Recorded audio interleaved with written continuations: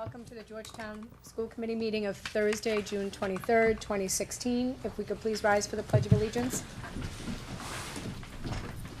I pledge allegiance to the flag of the United States of America and to the republic for which it stands, one nation, under God, indivisible, with liberty and justice for all.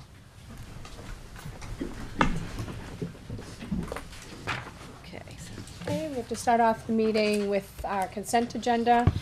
I will make a motion to approve regular session minutes of June 9th, 2016, and acceptance of warrants 50 P16, 52 P16, 54 P16, and 53 V16. So moved. Second. Any discussion? All in favor? Aye. Aye, thank you. Okay, is there anyone here from the public that would like to talk about anything on the agenda tonight?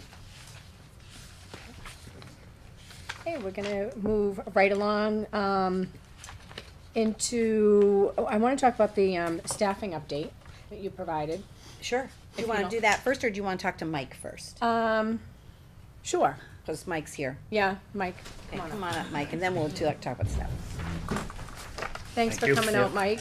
Oh, no problem. So there's sort of three things that maybe we can talk about while Mike's here. So one is in your packet, which is the, summer projects. We come to you every year and give you a sense of what we're gonna be working on in the summer. The other, and this is really up to you guys whether or not you wanna have any kind of real conversation tonight about it. But, originally, I was concerned that the building committee might meet this summer and be asking us for the prioritized list, particularly at the Pembroke School. And we had not had a chance to sort of talk about that. So what I understand is we have looked at a list and we would love to, we'd be happy to share it with you, what we're thinking. But I don't think you have to take a vote on it tonight, because in talking to the building committee folks, they said that it's probably going to be into the fall. Right, when- September, October When is what I there's gonna be in a understood. position to actually look at the list, cause that's when they're gonna know if, you know, how much money they have to talk about. But we can certainly begin to talk about it tonight if you want, but it doesn't have to be voted on tonight, yeah. Is there a deadline of when the building committee will be completed, you know, Right, is the there whole project such a done. deadline? When everything's done, you know, I mean, Okay. that they, Yeah. when they do all of the closing, they have, like, for example, as you know, we're sort of arguing about the quality of the grounds. So, the landscape architect has to come out, has to review, you know, what's growing in relationship to what their design plan was, what they were expectation, and then they have to sign off on it. And right now, there's two areas, there's the sloped areas, which are, you know, the things growing on the hills around the school, and then there's the sort of grassy areas, right? And we walked it yesterday? Yeah. Yesterday, with Courtney. Tuesday, I think. Pat's Aida, Courtney, us, and Ellie. Ellie from the building committee. And none of us We're happy. were happy with either the sloped areas or the grassy areas. So, I believe that the next step is the landscape architect is coming out, along with, the general contractor, Bob or Mike Brate, Yeah. or both.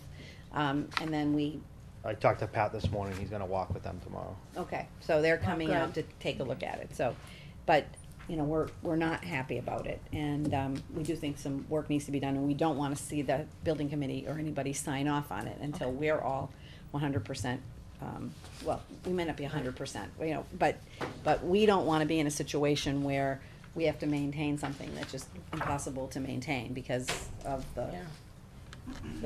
as basic as the dirt wasn't, you know, fertile enough, or the grass didn't take or grow, and then we're gonna be in a position where we're gonna have to rip it all up ourselves and do it.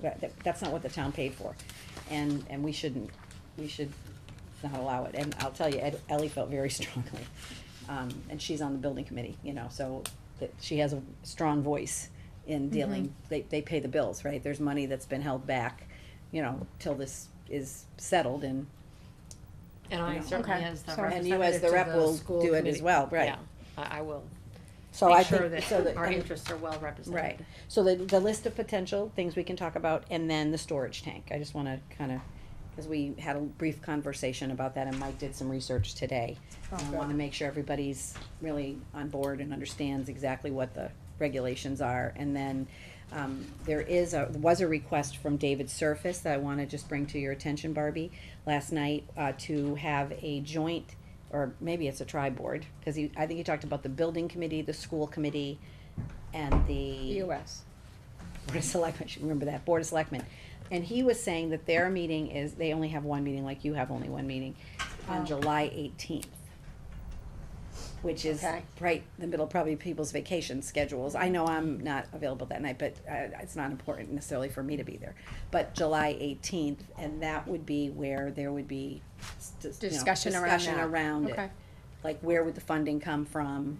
When a would Monday, it be right? done? You know, I think it's a good opportunity to share information, accurate, factual information, and Okay. then try to decide. So but we can mention that tonight for you, just to give you the update on that.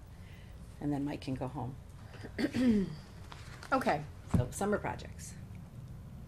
So I'm sure you guys all have this list. I don't know if you have any specific questions, but basically, we do a lot of the same maintenance every year, like cleaning up the grounds and, the outsides of the buildings. We spend a lot of time inside the buildings as far as cleaning out all the unit vents in the classrooms, changing the Can I interrupt filters. for a I second? know, Yeah. we I don't think have we have this. that list. Yeah. I know, we're looking, Okay. and You don't have it? I We don't only have have it. the Pembroke requests. Oh. Okay. I Well, can give someone then- my We can list. look I know, I welcome keep to do looking that. Do you through have one, and John? going, I don't have it memorized, but Yeah. I'm sorry. That's weird. Well, so do we have a couple copies that Okay, people yeah. can share? Okay. Yeah, I'm Now, good. Mike, do you know it well enough though? Yeah, Do you know what you do over the summer? I don't have Okay, I don't have so- every job memorized, but basically we'll clean up all the parking lots. We're gonna paint and line them, and at the high school we put numbers down. We'll be fixing all the guardrails at the high school in different areas that have gotten wrecked by the snowplows over the summer. We're gonna clean up the bottom sign at Pembroke, put some soil and some flowers there, and then a family in the fall is gonna do some planting and stuff that they've donated. Similar to the design that Rob told us is what I've given them as a plan, the night we Okay. met up there. So that would be in the fall when Yeah, the family takes over? They're gonna have a But we'll pale fix- landscape, but We'll So fix it you'll up now. have- yeah, we're just gonna make it look better for now, cause it's kinda like a big. We'll put Right. annuals in Of mulch. course. And do we have any information from the Georgetown Electric? So- About the So lighting we're sign? still working on that. Yeah. But the thing that I wanna be sure of, Mike, Yeah, and I don't know where this information came to me, but somebody mentioned to me that maybe we have to talk, the building inspector, we have to talk with the building inspector, because the building inspector may not sign off on lighting because of, the fact that, there's neighbors there, and it may be what we want, but it may not be something that he's willing to sign off on. And I think somebody said they had an initial discussion with him and that he was not inclined to support that. So we have a new building inspector, so again, we'll follow up. Mike knows him well and deals with him a lot, so I just wanna say, before we go and pursue that, with a real strong push, I wanna make sure that it would be approved, that we'll Okay. do it, so we'll probably follow a up. certain brightness allowed. Yeah, right, cause we're Dark we're sky talking rule. about it Yeah. inside as opposed to outside. Yeah. So it probably wouldn't be as big a deal, but maybe he just doesn't know exactly what we wanna do. Because I know at one point I met with them up there to go over the parking lot lights at Pembroke because some of the neighbors thought they were too bright, but they are within the guidelines, Right. so there's regulations around lighting Yeah. at night. And then we'll follow up with Dave. I know I sent him an email and I haven't heard back, so I said I'm going to just go visit him one day at the light department and, bring him a coffee and chat with him. So I also offered maybe we could speak to somebody on the light commission. Like one of the commissioners, if he doesn't have the authority to do it, perhaps we could approach, the light commissioners and just say this would be a great community project, community service project for the light Right, department. Is Scott Edwards still on there? No, he's He's done, not? he's done. Retired. He's retired from it. Yeah. But I think it's okay, I think Dion, you know, we're gonna Oh, keep yeah, working. PTO's on that, okay. Yeah. Okay, So but we have to follow up on that, Mark, probably, we don't have a final answer on it. okay. And one big project that the guys have started this week is mounting the 22 TVs that they got from the PTA. So there's a lot of work in removing whiteboards and bulletin boards and then plastering the walls and painting them, putting up TV brackets and that kind of thing. That is a lot of work, yeah. Yeah. So when you say graffiti removal and paint the band room, where's their graffiti? On the side of the building. Oh, Yeah. in the back? Yeah, you can see it now, well, it's new, but you can see it, the building now because the trees are gone. there's tree, yeah, Yeah. right, okay. And it's, Has that you know, been there kinda for- hidden so kids can be up there and kinda unnoticed. Has that been there for a long time? We just noticed it in the spring, yeah. it's But new. where is it, Mike? So on the side of the building? Yeah, if you were like, going up the closer hill to- and look to the right of the band room, you could see it. Oh, So right, on the right, side right. where you go up to the upper fields? Yeah, like that dirt Oh. road, Yeah, yeah. we wanna get rid of that. Yeah. Okay. Yeah. Oh, I don't know. The, It's nothing, it's just squiggly lines. yeah, It's not anything hateful. Right, But we know it doesn't belong there. Yeah. yeah, right. What has, sorry, go ahead. no, you go ahead. After No, you. you were the one who. Nope, I didn't raise my hand. Raise my hand. It is. The turf field, what has to be done there? Well, before the sport started, we had it sanitized and vacuumed. So Do you have to do that frequently? We're gonna do that twice a year, and we have it, what they call G-Max tested. It's to see how soft or hard the ground is, because it, you know, it may have to be fluffed up if it's too hard or added. Does the heat do anything to it? I mean, I it know makes it- the turf hot, but it, But you that's know, it, just yeah, makes it hot, yeah. it doesn't, Yeah. melt the pellets? Yeah, it doesn't melt the pellets, no. Right. And we groom it weekly. It's supposed to be groomed every 40 hours of game time. Sometime, Yeah. okay. It gets a lot of use, so we do it weekly. I wanna thank you, too. I know I sent you Oh, an email, but yeah. last week I happened to be, watching a game and people from, I think it was Amesbury, we were playing, that whole side Yeah. where you walk to get to the visitors was all Yeah. high and there were a lot of weeds and such. It just did not look great, so I just emailed Mike, and the next day, he, took care of it, and it looks great. It's, what a Oh, difference, and it yeah. really keeps the bugs. Yeah. There's a difference with the bugs and everything else, He's so. talking up and around? Yeah, like if you're right behind the stands. Yeah. Up above. Okay. That was all, Yes. you know, very pretty high. steep. And Right. people sit in that walkway where Oh, the, yeah. where the. The chairs and stuff, the gravel. Yeah, where the gravel is, where people are supposed to be able to walk to get to the other side, but Yeah. people sit there with their chairs, forcing people To walk to up. walk on and the around. slant, Oh, okay. you know? Yeah. So when it had all I- those weeds, it was really difficult for people, so, thank you, I appreciate Yeah, you I think we doing should that. try to, like I said, get a set of bleachers, try to That would level be off that great. ground right there. Yeah. Cause that really is the That would perfect be Pass those place out. to It Yeah. is. watch the game, Yeah, I noticed everybody stands up there, kind of behind that dumpster. yeah, so thank you for doing that. My two questions, and I assume we're gonna have talk about it more later. But at some point, you had mentioned that at Pembroke, the contractors were still doing all the maintenance, or a lot of the maintenance Punch work. list stuff, yeah. Or no, like the ongoing Yes. systems Yeah, yeah. maintenance. That Is- ends July, I was gonna say, is Yeah. that I assume ending and July 1st, yeah. Are we're ready for that? Yeah, we're ready. Okay. Because I know there was a question of how much work it actually was and Yeah. staffing and that sort of a thing. So Yeah. Um, We're waiting till July 1st till we have maintenance money for this year, but we've got to order all the filters and get all those changed up and that Okay. stuff. The contractor did it over the winter, but now we'll have to start taking You're over all taking that over. kind of stuff, yeah. Okay. But my guys have been all through it and they know how to do They it. know what they're doing. Yeah, so, That's good. we've been working with them for the whole year to Right. learn all To the kinda equipment. train Yeah, and- yeah. You mentioned on a couple of these the men's room, the senior center, and I assume some hallways in Pearlie. Is senior centers? We have the panels, that's why we want What's to going change on it. with the senior center without making it? Well, a- actually, I got a call this afternoon from their project manager. They're coming tomorrow to start setting From things Whittier? up. From Ambient? Ambient, yeah, so. He's the general contractor for them. Okay. Yeah. So is that Whittier won't be back until school comes. Yeah. I was gonna Well, say that's yeah. what I'm It's saying, it's yeah. So delayed, is- it's delayed. much happening over the summer, or is it really? Well, the general contractor is gonna be changing all their HVAC stuff and Okay. Okay. electrical work and that stuff. Okay, Whittier good. does have the metal studs up. Have you walked down there at all, or? They have the middle studs, Yeah. Okay, so the rooms are kind of studded Okay, off, so delineated. Whittier, the electricians can run all the wire and do all that stuff. And then in September, Whittier, I guess, will be putting up the sheetrocks. So it is definitely scheduled, like Yeah, in I mean, the, their the project? 2 rooms they're doing are all, like I said, studded off, so, Okay. with metal studs. And then we're cleaning we've gotten rid of a lot of stuff. Yeah, we've got everything into a storage trailer out back that we're gonna keep, and, the guys painted the 3 rooms, and they've waxed the floors in 2 of them, so Mhm. we're all ready to go. So if they're starting in September, what's the completion date? When do you think? I don't know, Couple of months? yeah. Well, I think originally we were talking about having the senior center open after the holidays, Yeah. January Yeah. 1, so that's Probably, probably yeah. more likely, Okay, that's not too bad. no. They've had a bunch of new furniture delivered Okay. from, Yeah. So stuff is moving. Yeah. Yes, it's- Colleen comes Slowly, over and but- checks it all out, makes sure it's what she ordered, and, yeah. Is there transportation for them to She get? They has a have a van. bus or van, Okay. yeah. mhm, That's good, because if you have in that center, it'd be Mhm. nice to, yeah, she Right has a now. little van. Yeah. great. Mhm. And if you're familiar with the hallway where the kitchen cafeteria is, Mhm.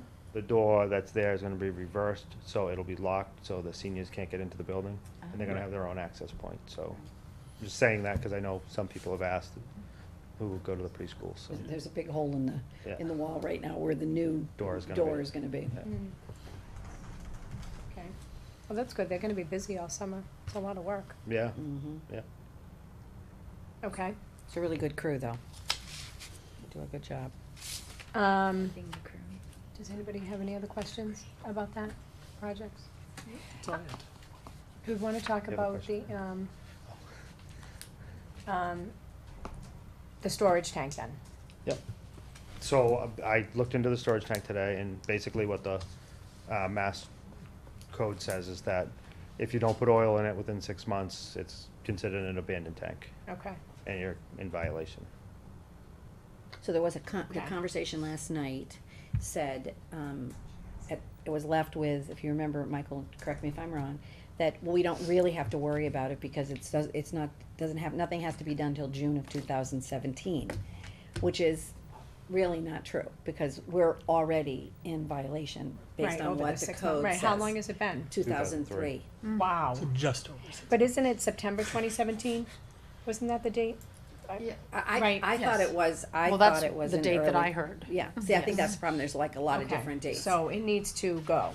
Needs to go. Farrell said that. And maybe he got some kind of notice from the May have Yeah. been. DEP saying any underground tanks have to be removed by a certain date, but our tank is already in Right. violation. And I don't know what he got, I'm just Yeah, guessing. the but- information he received may Yeah. have changed. Do you have to pay a fee if you're in violation after all this? That No. we know of. No, And so the cost to do that, but I mean, we know, and if it was to leak in the wetlands, I mean, there is, Oh, yeah. there is Oh, risk. Liability. Yeah. Yeah. That's why they don't want, they don't want you to fill it and then not do something, 6 months later, if you haven't done anything with it, there's a greater risk that it'll right, breach. contamination.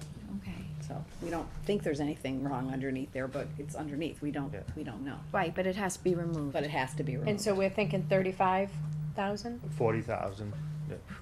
But we will have to Um, get quotes or Yeah. May bids. not. Well, Joan We're thinks maybe we gonna have to won't. check the state bid list and see if the person, they're on it, we just have to see what the Yeah. parameters Threshold, are.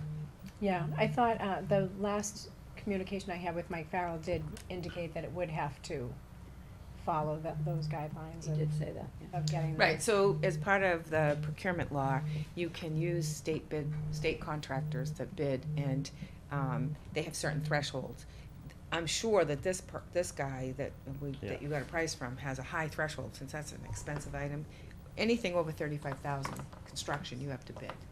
So we'll check out the contract tomorrow, to make sure. So the question that came up, and your interpretation of that email was the same as mine, Barbie, which was, whether or not, so Mike sent me the information from the bond council, the direct response, which basically I thought said, well, we're not saying no, we're basically saying you have to be able to justify that it's related to the project. You have to be able to stand up in front of the town meeting and justify that. And I kept thinking in my mind, remember when we first were doing the project at the middle high school, we talked about all the things that we wanted to do, and I think the original projection was like $21 million, remember? And then what happened was we had to basically the whittle it MSBA down. said you gotta whittle it down. Well, in that $21,000, that was on the list. We had always hoped that we were going to be able to do that because, you know, we were ripping everything up. It made sense to sort of do it at the same time.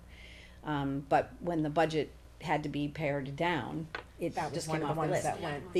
The other, just for historical purposes, the other time when we tried to get the oil tank removed was when the ETSCO project was being planned. And again, I think people in the town meeting thought they had approved a larger amount, but then when it came time to actually figure out what could get done, the budget was reduced significantly. Like, I think it was like 4 million to Yeah, 1.5 million or yes. something. And that was also one of the things that got taken off the list. So I think that if we were to, I think we could make an argument to the town that it was always something that needed to be done because we knew of these regulations, but we just couldn't do it because the funding at the time didn't allow it.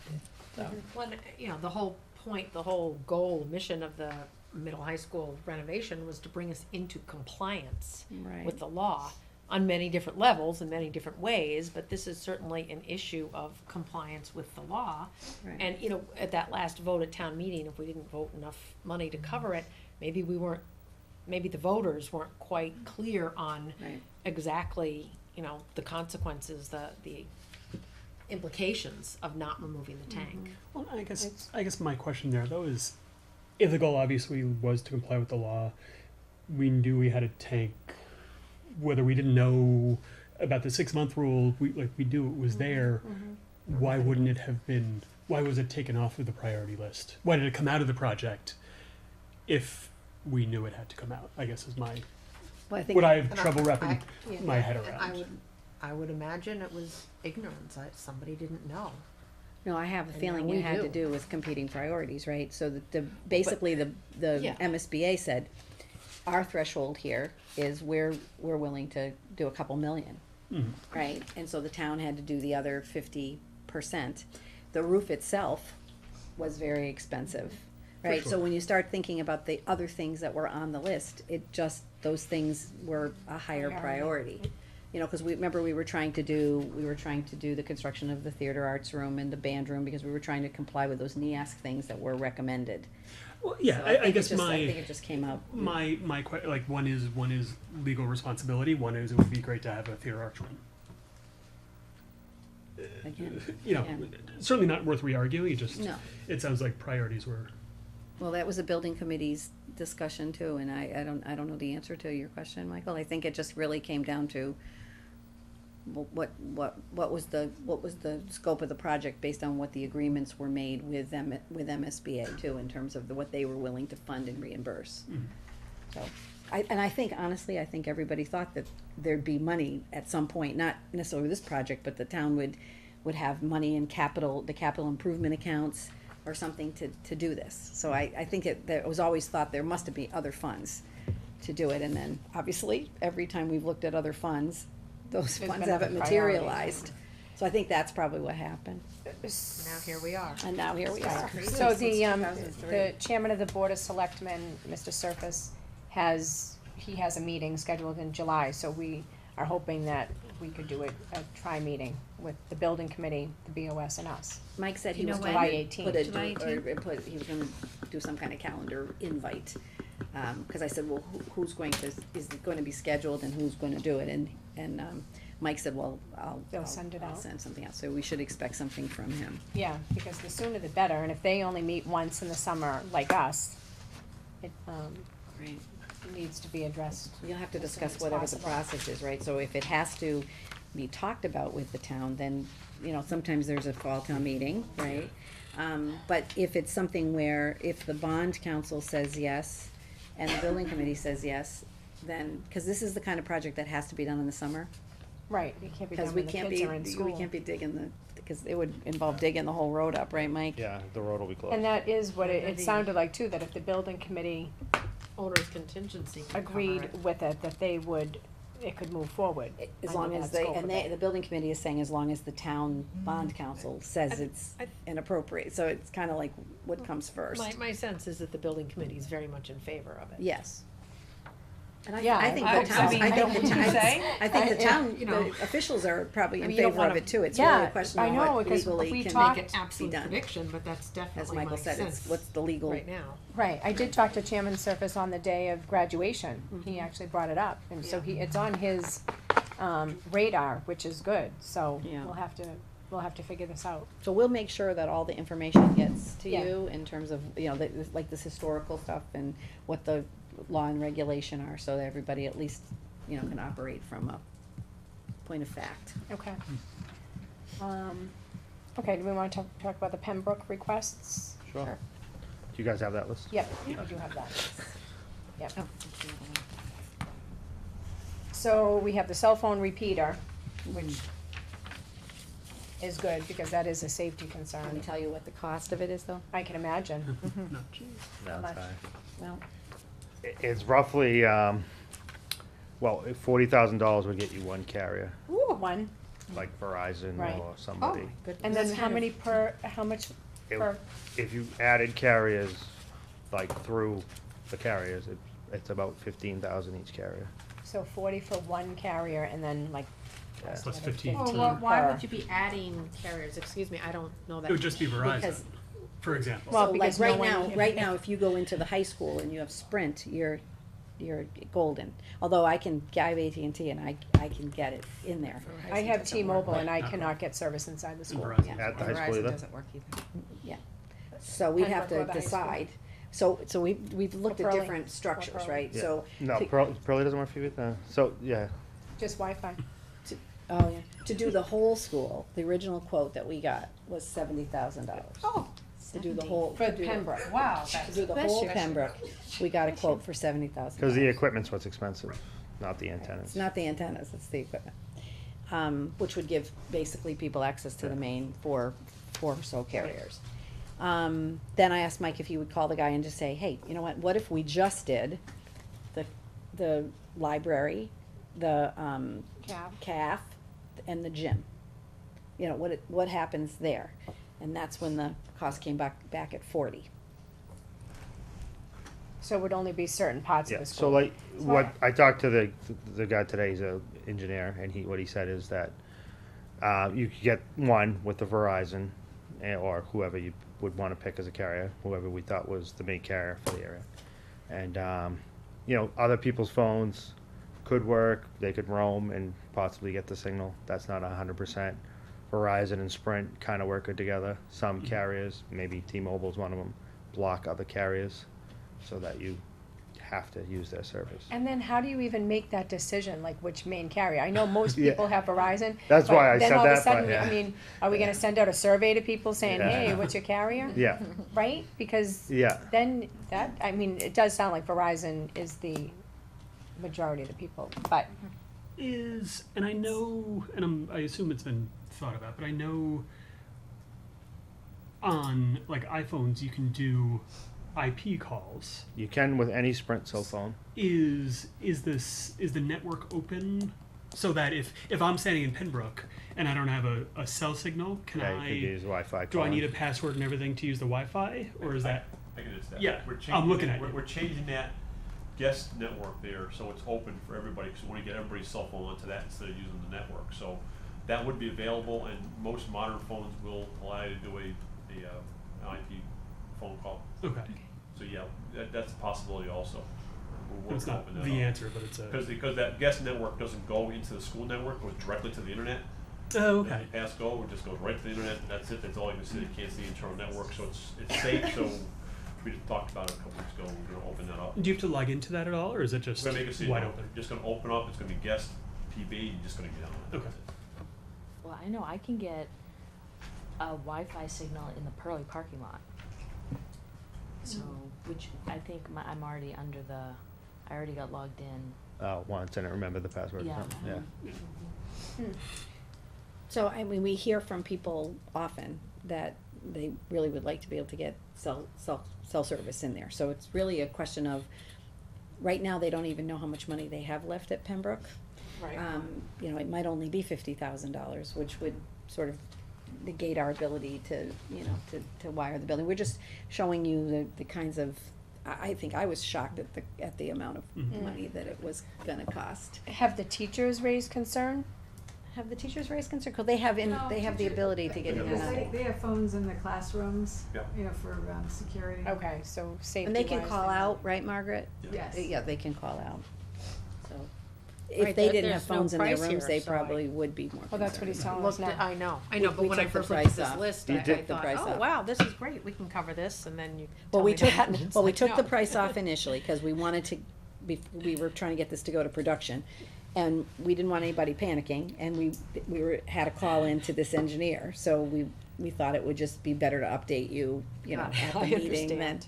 But that was our number one priority, because we do think that that's also a safety issue, for families Yeah. sometimes, you know, if they, Absolutely. okay, second. Okay. The second is, well, they're called water hog runners. They're just big rugs to absorb water. So like an example is election day in the gym, we'd like to be able to spread those out, keep as much dirt and mud off of and sand and salt off the gym floors. So we originally had on the list a full mat to cover the gym floor. And what was the cost of that, Mike? Was it 8,500 or something? Yeah, it's about 8,500. That's like one of those, Yeah, So we'd Roll yeah, it you out. roll it Roll it out out. and it protects the yeah, 8,000 yeah. for that, and it covers the entire Entire square. floor. So here's what our issue was, why we decided maybe the hot water hog mats were an alternative that we should think about. Is we were worried about where we're gonna store it. Mm, yeah. You know, I mean, you can't really store it in the gym, because then it's like those wrestling mats, right? That would be it, and Yeah. you could store it in kids would Mike's play on shed, it. but then you've gotta like worry about how you're gonna Get Drive it it over up lug the it road, back yeah. and forth. So we thought, well, for the number of times that we're really going to use it for those kind of things, you know, is a better investment, Yeah. these Mats, yeah. mats. And also the kindergarten teachers, there's some safety. They have like a slope going up into the kindergarten, so they'd like one there so the kid, when Skid. it gets wet, they're not sliding down the. Yeah, I agree with that. Yeah. Seems reasonable. So $3,000 Yeah. for that. And those are easier to store, Yeah, obviously, you just yeah, roll roll 'em them, up. it's like twice a year maybe, or Yeah, some such thing. yeah, the wet season. In the yeah. wet season, yeah, in the winter and the Oh, spring. sorry. We do it in Yes. the winter and the spring. Okay. And then the bleachers, those are expensive, huh? Yes. Yeah, Now, But that's we another, need them in those there. are fold up and can be Right, stored and- as well. well, here's another alternative that we were talking about. So the bleachers are certainly something we'd love to see. They would fit? And, well, no, they're, you know, like the lunch tables, you fold them up, so these would be Yes. fold up. The problem is storage again, because if you're doing enough of them so that you're gonna be able to do the whole wall. However, those are the kind of things where if you had to, you could store those over in the shed, and they load them on the pickup truck and bring them over. The other alternative, though, is, I think Mike brought this up, or somebody said, you know, we have all those chairs that we, and if you just, if we just had the chairs and then let people put the chairs around the edge of the, you know, as they need it, and then just put their chair back, you know, maybe we don't have to worry about the bleachers. A lot of schools do that. Folding Is that chairs, yeah. enough? There's enough seating chairs. though? Oh, yeah, There's 'cause enough how many chairs chairs? and We enough have seating? 300 We have folding 300 chairs. folding chairs, they won't be Yeah. 300 So you would people. just leave them like stacked, Yeah, a couple like racks. on a weekend. There's a so custodian people would there want every to time take the it. game, They're on so. cart. Yeah, they're on that long cart and you just take So we it just out. leave that cart and people could grab one Grab and go. and sit. So that's another option, cause I do think if we do the cell phone, there's probably not much else that's gonna get on this list. Well, also, the space is so tight, I can't picture. Yeah, bleachers. the phys ed teachers would really Fitting in prefer there. not to have the bleachers sort of stacked against the wall, just for, you know, the kids are running around just for safety reasons. And again, we're stuck, we don't have that much storage right now, even for our cafeteria tables when we need to move them out. So we're just thinking that might be an alternative. We already have the chairs there. Yeah, We haven't thought of that before, so and if that didn't work, then, then we you could know, buy the bleachers. it could be a fundraising thing, I mean, there's Yeah. all kinds of Yeah. Yeah, but you ways could to- give it a try Try. first, see how it Yeah. works, if it's Right. working well. Yeah. That's And if what it's I not, mean. Yeah. then It saves examine, but it $4,500. does, Yeah. right, you know, let's Yeah. start with the least. So you think we should try that? Let's I think try so. that then. Yeah. All right, let's Yeah. try that. We'll talk to the custodians that are on Yeah. duty about that. Okay. And let the GAA or whoever Yeah, I was is in gonna charge say- of. Okay, no. Right. Okay. And then the only other thing, Oh. and we're not really necessarily, because we're just waiting to see what's happening on the grounds, right? If we end up having to maintain the slopes, that you do need a mower to do that. There's just way too much for the poor custodians to be out there with the push mower. Right. So there is such a thing as called the slope mower, which Mike had originally put on the list, and then it was agreed that we'd take it off because basically We're not supposed to cut the slopes, basically. Right. That kind of wild look is what they're somewhat shooting. of the they're shooting for, design, right. yeah. So some of the areas we can't mow, Yeah. just, you know, like when you first, come up the road between the parking lots, there's that area that kinda bothers me. It's, Ellie had a good idea, let's call it the butterfly garden. You know, somehow she thought that might make people feel better about the fact that it looks like a mess. But, you know, if you know, there's those rocks in there, because that has to do with how the water flows, that's a bio Yeah, retention bio area. retention area. Yeah. So we can't cut that. But we're trying to talk about getting some flour mix to be able to put in there, some more soil and some flour mix, and maybe at some point just kind of leveling it off so things are about the same height, right? And maybe pulling some of the things that are definitely weeds. Just get some goats. Yeah, goats, I yeah. know, goats to go. So There's your nature for you. So the slope mower might be something, but So again, how much is the slope mower? It's $8,000. $8,000. Okay. again, I think it's probably. Everything's expensive. If you were, sorry, your hand wasn't up. If you're talking, as you said, you know, sort of landscaping that a bit more, you know, and it has rocks. If you got phlox, that grows over anything. That's what we were talking about. What could we put in there? We tried. That's very hardy. It duplicates every year. Yes. You know, and it just grows over rock too. Yeah. And it's not one of Yeah. those that you need to Sometimes. mow or any. Yeah, we don't The want to mow. mice eat So mine. I wouldn't put a lot of emphasis on the mower. Mike just asked, could we just have a Okay. discussion about it, and perhaps the repeaters really our highest Flux. priority, and the water I fog think- mats. Does the highway department have they have the thing with the arm? Yeah, yeah. Is that that work? all right? An Is that big option? arm thing? Yeah. We have a tractor, I mean, that could be an option Yeah. to get an arm too. Just I a could thought. get a price There on you that. go, Michael, that's Right. a good idea. Because they have that one that it's Yeah. Yeah, Yeah, it and takes it out just the goes- I think it's Right. called a cyclone. Yeah. Oh yeah. But we won't mow the things that we absolutely Yeah. are not allowed to mow, because we do have some arrangements with conservation and a few other, you know, groups, Yeah. but, you know, we're just wanting to make sure that the town's gonna get what it paid for, right? That's what we want. It's a beautiful school in a beautiful location. So We want then, the grounds to look good. what is the next step with the cell phone repeaters? Well, I've called a few other places just to get some ideas, Just get other quotes? yeah, Okay. and see. And we don't need the information as the building committee said right now, so there's not this sense of urgency, we have a little bit of time. But if you are in agreement as a school committee that should be a priority, you know, then we'll keep pursuing and coming back to you with possible options. I think my question is if we're considering it a safety issue, does only, and I'm certainly not trying to spend more money, but does only covering the gym, the cafe, and the library really accomplish? Yeah. Yes, those three Safety. areas are safe, but that's 25% of the school. Right. Well, you could at least get to someplace where you could get your messages, you know, I mean, we've had people like physicians that have come to events at the school that have been on call, and they haven't been able to, you know, get their cell phone coverage, and, you know, it doesn't happen to, a lot of physicians, but, that's just one example. Mhm. And I think when Mike's looking, hearing what you're saying, I think when Mike's looking, obviously we can look at, what are these different options for the whole school, and then for Carriers. could some we areas, specific start areas. out in certain areas and then at some point, when there's Expand. more money Yeah, somewhere, yeah. you know, extend it over the whole Yeah, school. I think that's what he just wants to look at options, but we just, Get us I mean, we started. don't wanna Most pursue expensive it. purchase is the receiver, For sure, yeah. so. We don't wanna once that's in the pursue it if building. the school committee says, Then it's no, the- that's Yeah. not a priority for us. Yeah, no, sounds it's like- definitely a priority Yeah. for me. I really not all that familiar though with cell phone repeater technology. Is the high school covered with this? The high school has one, and actually Sprint bought it and gave it to us a while ago. Sprint did, Yeah. okay. Because So since we're using Sprint Yeah. there, would they maybe give us a? I've had them out deal and they at weren't Pembroke? as willing to give anymore. Because you No. already have your contract Yeah. with them. They're trying to get your service. Amazing how Okay. that works. Okay. I mean, the guy I spoke to today did say with smartphone technology, a lot of buildings are just going to this voice over IP on their cell phones. It's a big metal box, which Yeah. doesn't help. Yeah. So as we open up the internet, that could help the network. Well, yeah, we can, and we'll have some time to try Yeah, that, right? yeah, so. Is that gonna be something we're doing fairly soon, Wes? This thing you were chatting about? Yeah. Cause then we'll have We're the doing summer over to. summer. Yeah. Over the We summer. don't wanna rock the apple cart while school is going, so we're No, gonna. no, that makes sense.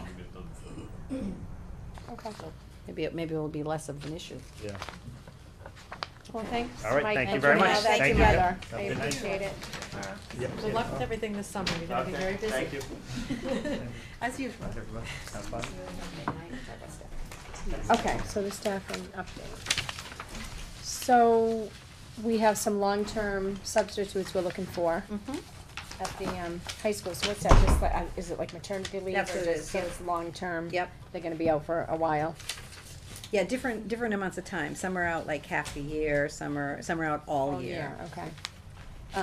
So when do you think that you'll have people in place for those? Well, Peter's on vacation, but I saw Cerise today when I was over there, and she said that she was wrapping up her interviews. So I'm guessing that they're probably within the next 2 weeks. You know, we were successful in getting a really good band director. Oh, Who's got some nice experience saw that working in at a there. local, he's been working at, one of the Catholic schools. Malden Catholic, maybe? They said was it Lawrence? Bishop Fenwick, No, St. no, Mary's. no, it's Central a, it Catholic? is, oh, Central Catholic, Central I think it's Central Catholic. Catholic. He's been there for 7 years, and, so Oh. I think you'll really like him a lot. He's, Oh. he reminds me of Corey Seepy and Anthony, you know, so he's a young guy, he's been there every single day, getting himself organized, cause I've been doing tours with the curriculum directors, and he's been there every day, and. So what's his name? His name is Eric. Okay. Eric Um, Bachman. But he's Okay, a 'cause I very, know I Central think he's gonna Catholic be very families. strong. So I think the, department heads are doing the Oh. interviewing, Oh, and there it is, okay. they're recommending to Peter. So you're moving Mrs. McGinnis to sixth grade? Yes. And there's no need for the fifth grade position? Was she third? Well, no, we're replacing, we're Oh, so, I see that, that's open for third. And Right. Mrs. so the, Olson's coming back? Miss Olson's coming back. You too? Miss Shelton's taking a leave of absence for a year, so Miss Olson's going into the first grade. And then one of the teachers that would have been laid off. Second grade. Sorry, Second. Margaret. But the lady was gonna be laid off, Joanne, the Well, fourth so grade she's teacher. Going into third. She's we're able to have a job for her. So she's Oh, taking that's- Monica's She's position. taking, And then there's a long-term Elizabeth sub. Spina is out for the year. that's right, Elizabeth Skeen is out for the year. Oh, okay. And then, of course, the severe special needs teacher, that's the new Sprouts program for the students that are going from the greenhouse program. Do we have applications for that? Are we? We do, we've been interviewing, we haven't found what we think is the right person Okay. yet, so. And what kind of qualifications is that person gonna have? They really need to have a severe special needs license, because of, you know, the students that are in the program. There's a license for it, okay. We've received a lot of mild and moderate special needs applications, but it's really the severe piece that we need, and they're tough to come by. Yes. Thanks. And so, both positions for the special, education facilitator or coordinator at the middle high school and Pembroke is open? Correct. But they're not filled? No, I think, the one at the middle high school just came, you know, we just got that letter. But they've been working on the elementary, one for Okay, so a bit of time. so they're not in here on this staffing update? They're Well, we listed haven't as open. hired anybody yet, As we've open. interviewed, but again, we haven't Haven't found made a anybody. recommendation. Yeah. So so what would, is it, It's on there for Pembroke. It's right It's above under Monica both. McGinnis's name. oh, special ed facilitator, Facilitator. okay, and then the high school, okay, Bottom. special ed Bottom. facilitator, okay. So when do you think those, As soon as we can fill them, because those are important positions. right, They're very important positions. so it's gonna be a busy summer Yes. with Hiring. hiring, and And we actually don't have as many positions open as last we year. I usually remember do, that last year we but had they're big two ones. columns. Well, right, that's how I'm looking at it as Yeah. well, they're Yeah. big ones, okay. And I did put in, we've been working on the replacements for, sadly, for Julie and Donna. So I just, for your information, because they're finalists, I just put their resumes in All here of them? for you. So the ones in the thicker packet are the ones that were the finalists for the curriculum director's job, and the two, the thinner one, right now we have two that we're bringing back. We continue to get applications, but they really haven't, we're looking for somebody with a little experience. So on Monday, the two folks that are in here are going to be, coming to the district for the last 2 days, and Barbie, I know, came for one. And Suzanne, did you come? I'm going to come on Monday. You're gonna come on Monday. And I am too. Yeah, so, special ed. yeah, So which are, Laura Ives? Laura, Laura, and then a guy named Jack. Jack Tiano. Where's Jack. Jack's in here? Oh, in the back. Although this doesn't, he's got a much more extensive resume, Right, that's so- all that I saw, Yeah, so I wasn't no, sure. he's got a more extensive resume, so I have that in the office. I don't know how. I think initially he gave me this, and then when he came in to have the initial resume, I said, this doesn't look like this is a complete resume. He said, oh no, he said, it isn't. He said, so he handed me his resume, so. I just probably didn't have, Laura probably didn't have it. It's unfortunate to. So that'll be not her available fault. on Monday. Not her fault. Yes, that'll be Okay. on Monday. So then with the curriculum director, when we be making, so you had all four? We did all four, so we got some feedback from the people who had a chance to speak with them.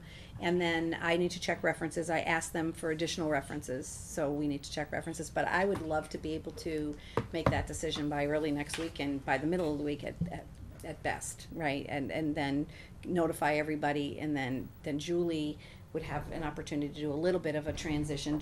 As part of the last couple of days, Julie spent about a half hour with each of them, as part of their visit. So she could talk a little bit about the job and, the priorities and all of that. But Julie's graciously offered to set up some times, once we hire somebody to, be more specific about the kinds of things that need to be done. Okay. So we will do our best to do, a good transition. Carol, I never got that email about Monday, that, About what? I'm sorry. about, Update on director Actually, positions. the reason I got it was because somebody CC'd and I could see that I was on it, the original, but it didn't come into my inbox.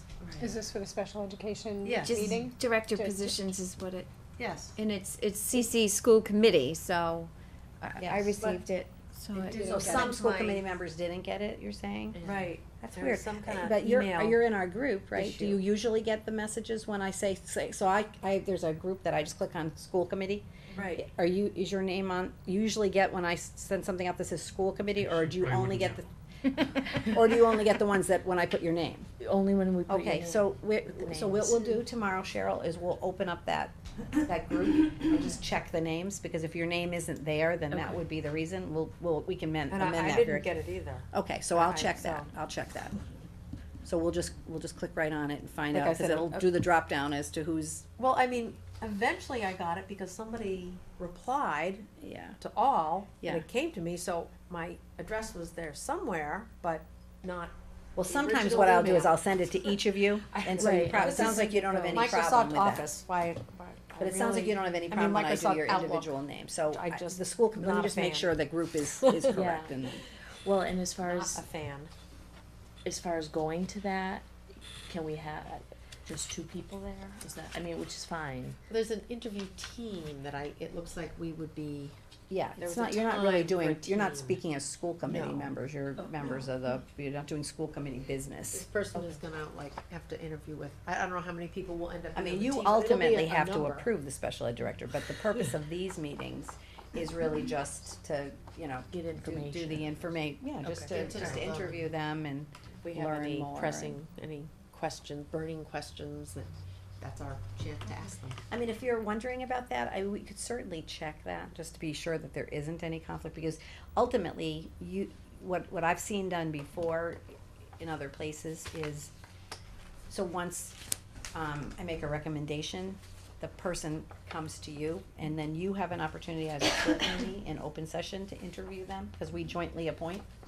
So that's another alternative that we could do, right, is we could set that up and bring, final people to the full school committee, if you prefer that. It doesn't matter to me. Yeah, the only difficult thing with that is just having that one meeting in the summer. In the summer, I know. I mean, can't that's, wait because until then the you end of can't, and Yeah. it's like in limbo until we meet. Well, you still will probably, you still might have to do that, right? You still might Because have if we had to Unless- approve, Unless you could just quickly pull together a meeting and just do that one agenda item, because you won't have another after. Until the end of July. meeting, Right. yeah. Right. And we can't Have hire somebody, somebody, right. because then they're gonna find another job. So I would think So we we would have to a do special that, meeting. right? So maybe we could do that, and then the school, we'll have the school committee could, Or we'll have another opportunity to ask questions. Yeah. so maybe you wouldn't come to the meeting on Monday then. I don't know. I'd like to. I mean, and if we think it's a conflict, I don't have to go. Yeah. I just didn't know Yeah. about it. Yeah, it's, well, we're gonna rectify that situation, cause I don't know why that happened. But we'll check in that group and make sure that your name is in that group. Right. And then, so you guys have to decide what you wanna do about Monday, but I'm happy to bring the candidate forward for you all to ask your questions. So originally you two were going anyway, so you guys can Okay, make that decision whether you wanna go on Monday. okay. Well, I'd like to. Great. Well, Is that a maybe, problem? maybe that does Is make that- sense, because you're from this, you're, No, it's not a problem. yeah, So I'm not going. well, it's up No, to you. you can go Oh, if I you can- want. It's just, it's up confused. to you guys if you wanna continue to go on Monday, because we will have an opportunity to speak to the individual that gets recommended. So it's up to you whether you wanna continue with Monday or just wait for the whole school committee. Continue. Okay. So a transportation, we just look at the, transportation update. Oh, yeah, so the transportation update, so there, I think I told you in here that, you remember that little 6 run? Yep. We weren't sure what we were gonna find, but it didn't change since I 16. asked Barry today if there had been any new applications or registration, and he said no. So it's 16 families responded for a total of 23. And again, we haven't made all the routes yet, but we were anticipating we might have 30 to 35 seats, assuming we had 35 already eligible from Right. the apartments. So right now, we won't have to do a lottery. It doesn't look like we'll have to do a lottery at So this that's good, point. so everyone that's interested will be able to be accommodated, so that's good, It's really good. unless we get an influx of, families at the apartments to, Yeah. the summer. And we did the process, I told you, a little bit differently this year, so people aren't they're coming in with their registration forms, but they're not getting a bus pass handed to them. We're gonna be mailing the bus passes, and people seem to be okay with that. I thought that might cause a little panic, but, and I would say, Laura, would you agree that people have been really, doing better with getting the things in, in a timely fashion? Okay. So I think, Barry and Cindy will be in a good position to make the routes earlier, which was our goal. So hopefully that'll work out great. Good. So we'll notify the families that they have, that their application has been approved, and then they'll get a bus pass that'll be a distinct color. And That's we'll see good. how, we'll see how it goes, everybody, maybe it won't work, and maybe it'll work great, so. Yeah, let's hope it works. Yeah. Okay, so we have the Pembroke action plan. Yes, Adding the level so, 3. yeah, so why don't you ladies come up? My partners in crime here. And we're just gonna quickly, we gave you the action plan, we're just gonna give you a quick update on, we'll go through each of the steps and just let you know what's been done. As everybody sort of has had a different part of it.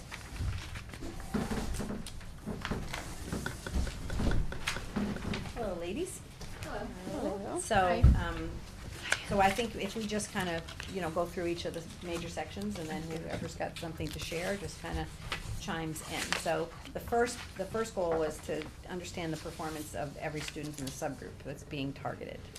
So, in terms of creating individual plans and aligning services and all of those things. We've done quite a few things there, so, who wants to We start? have, again, we continue to assess what the data is for student progress and ensure that they're receiving appropriate interventions and instructions in the particular areas that they need to. We've also looked at the types of interventions that we have for students and what we need to train the teachers in.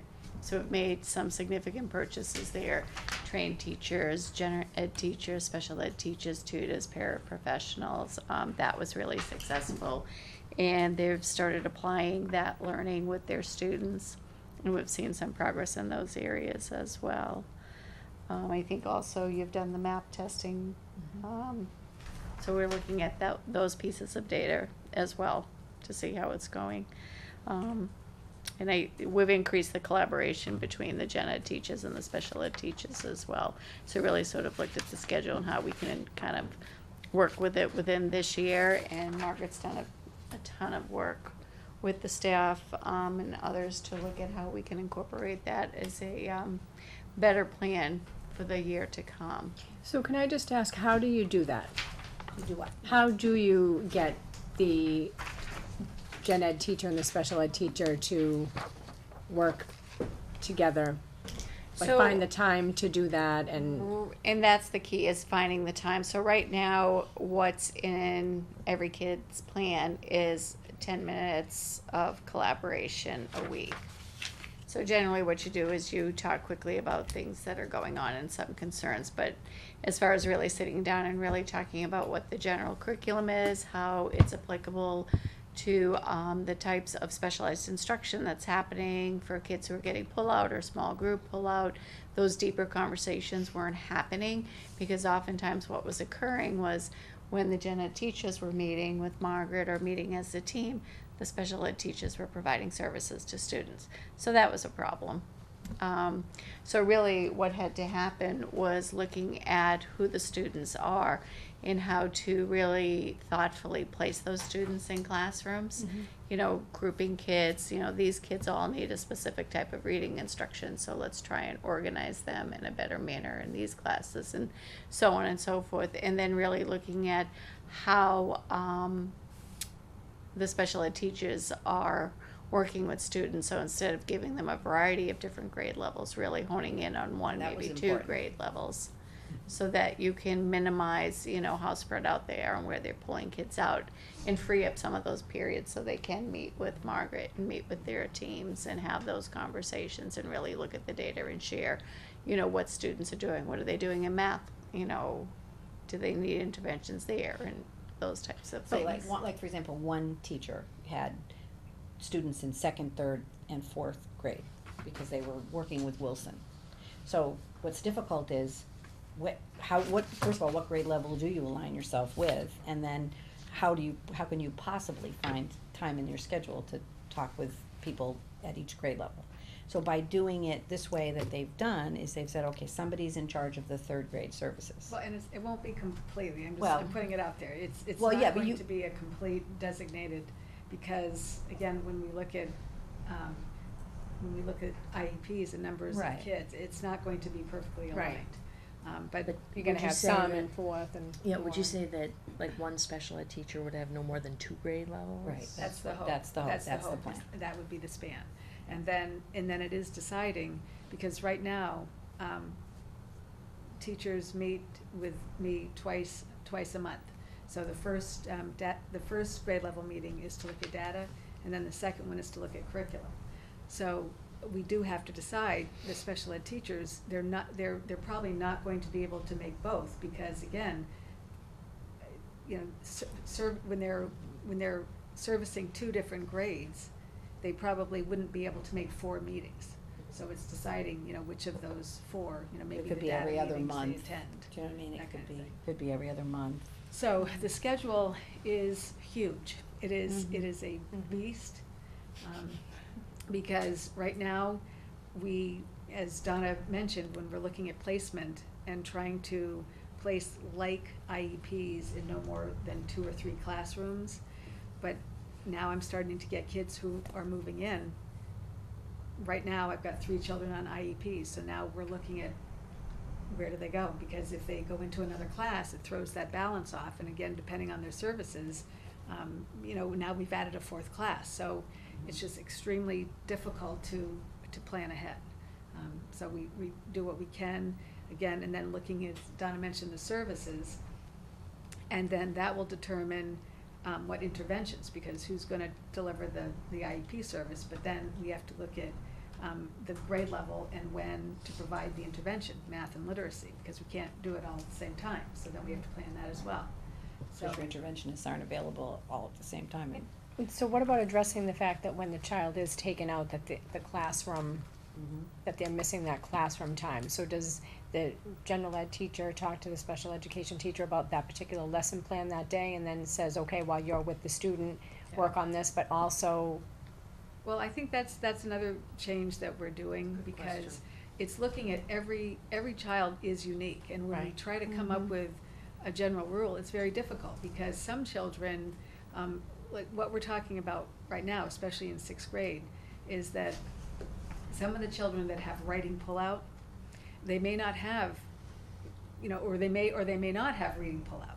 So trying to find that time where they would just come out of, you know, a writing portion of the day and not miss the reading or any other literacy. Right. And then in other children in lower grades, it might be the same thing. They might come out for Wilson. That's not, you know, that is the phonics instruction.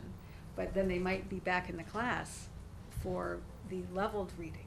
Or some other child might be out for that as well. So every child is, you know, really is individual. So we are trying to plan, all right, but we do wanna make sure that the special ed teacher does provide that guided reading instruction if they are out of the room for the reading. And that, I think that's one of the changes that but we're but so implementing. is that like in just a communication between the general ed teacher and the And the special ed schedule. teacher? And To send a us the degree, schedule. because the students that are being pulled out also have to have a specific specialized instruction, or they wouldn't be pulled out and they wouldn't have goals.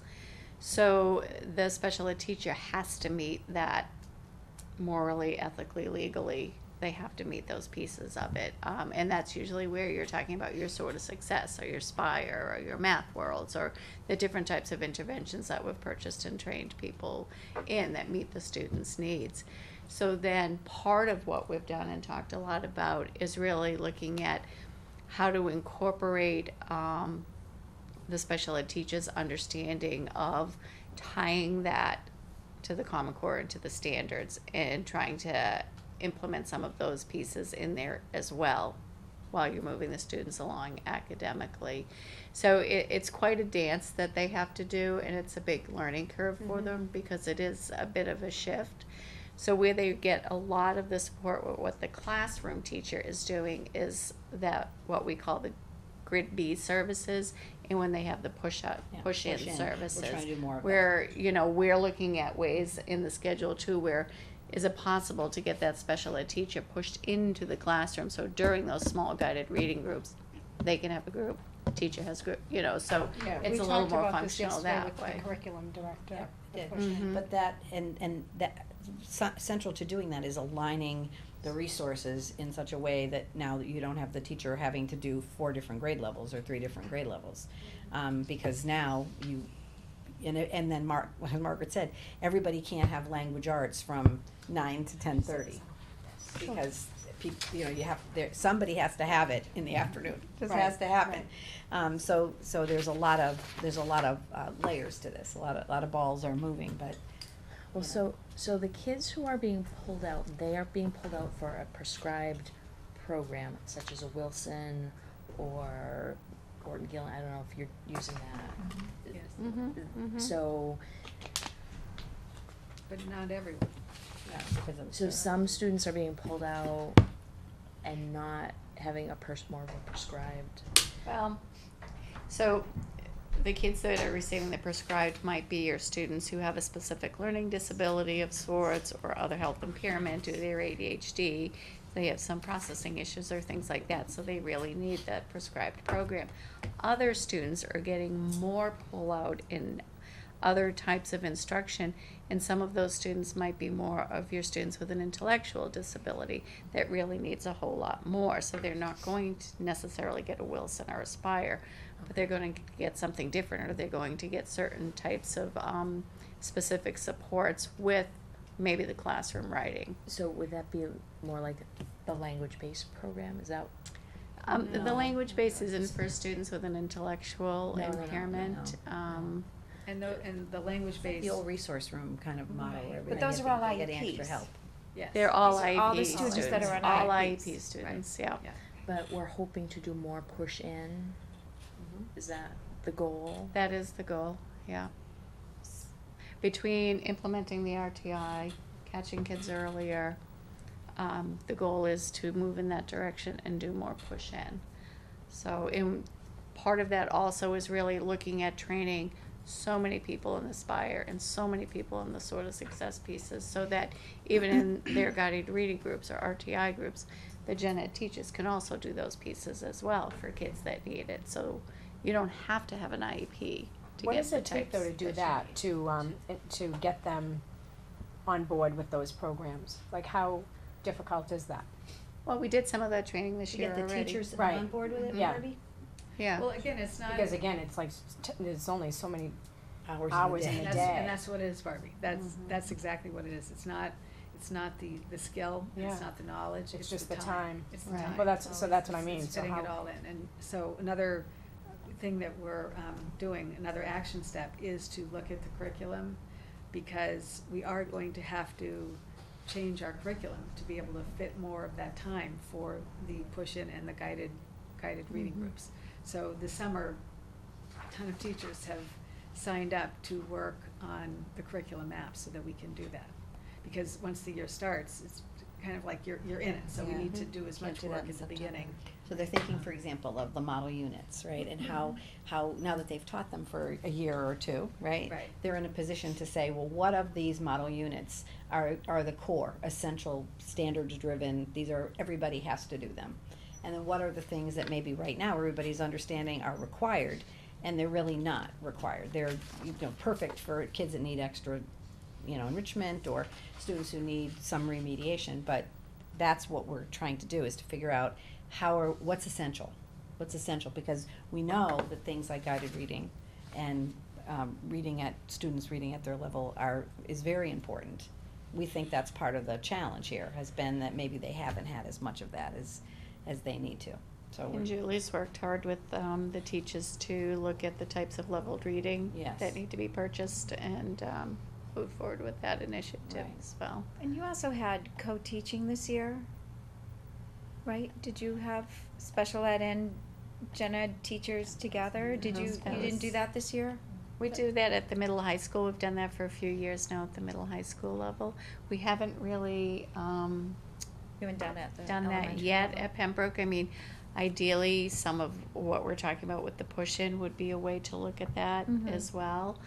But structurally, we really haven't been there yet for any number of reasons, and the potential is there for next year. It just seems like that's such a great way to, at the middle high school, that the kids aren't missing out on that That's right. Right. classroom. Right. And just experiencing that, as a family, and. I thought it was a model that it you were just- going to. It works great. Well, it about requires this requires past people. year. I mean, we don't have People in We don't have training enough and. people. And it's hard at the kindergarten through grade 3 level, because so much of that is fundamental learning, as opposed to as they get older and you're providing some of those supplemental supports. The actual, co-teaching model per se works a little better when you're providing the content areas as opposed to when they're and the younger. goal is that as we catch more of the kids up that maybe, have fallen through the cracks a little bit more than we'd like, those kids are gonna get better, and then the goal is to do something really, make sure we're really solid in our youngest grades. And now, because we're all in one building, it's a lot easier to align things and to coordinate things. There's not that break between 1 and 2, that the goal would be to just have that begin to be not as much of an issue, right? To not have as many students that necessarily Are you finding that to be less of an issue now? I know it's the first year in the new school, everyone's together, but can you say that you have witnessed more collaboration with the teachers, you know?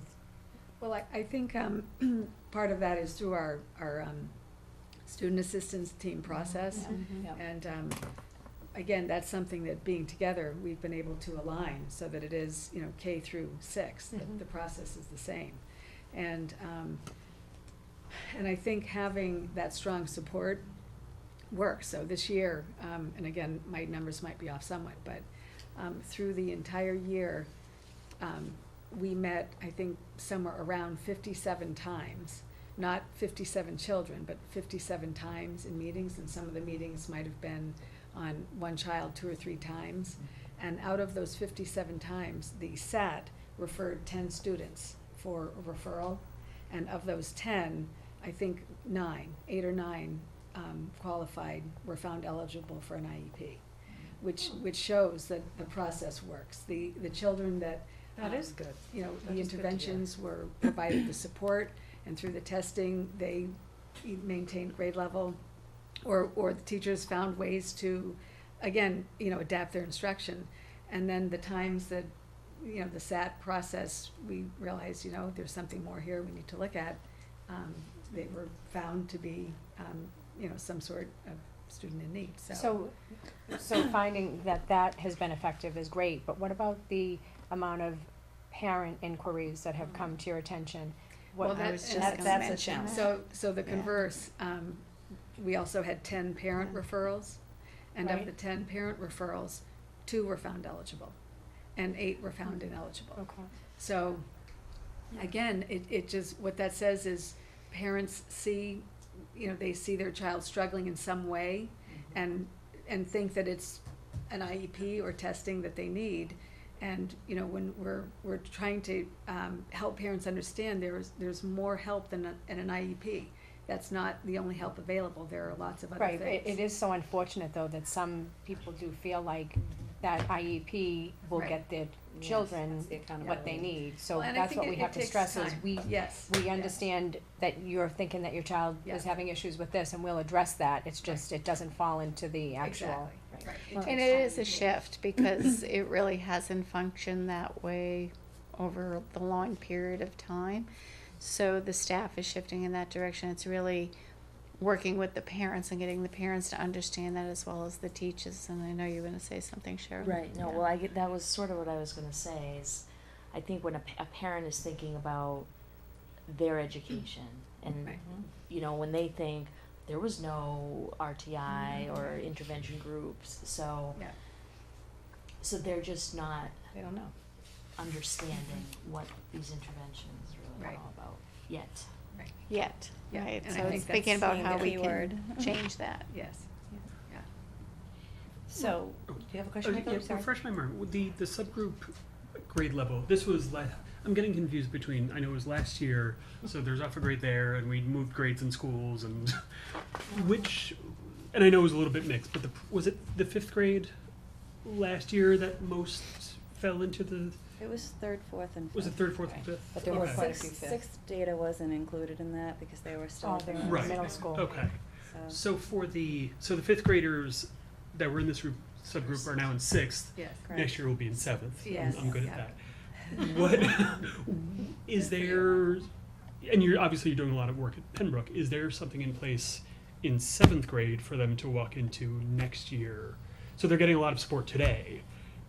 Are they? Is there a There is, mechanism yeah, come September? we're using Yeah. the data from Pembroke to organize enhancement and enrichment courses at the middle school. And when we came across this and started to do the work at Pembroke, we took a similar approach at the middle school, probably not as, elaborate in the sense that we knew where it was existing at Pembroke, but we also knew these kids were going to the middle school. So we needed to kind of set the stage and have the conversation of, here's what the data shows, and, here are all the things that we're doing at Pembroke. And so we kind of put an action plan together and had that conversation with the middle high school teachers. We were able to meet with them a couple times, and break down the data for them and show them, you know, what the overall consensus was of what was happening, but also what could be potentially coming up within the next grade level. So we talked a lot about how to do some MCAS practice work and get that going, and I could talk about what we did at Pembroke too.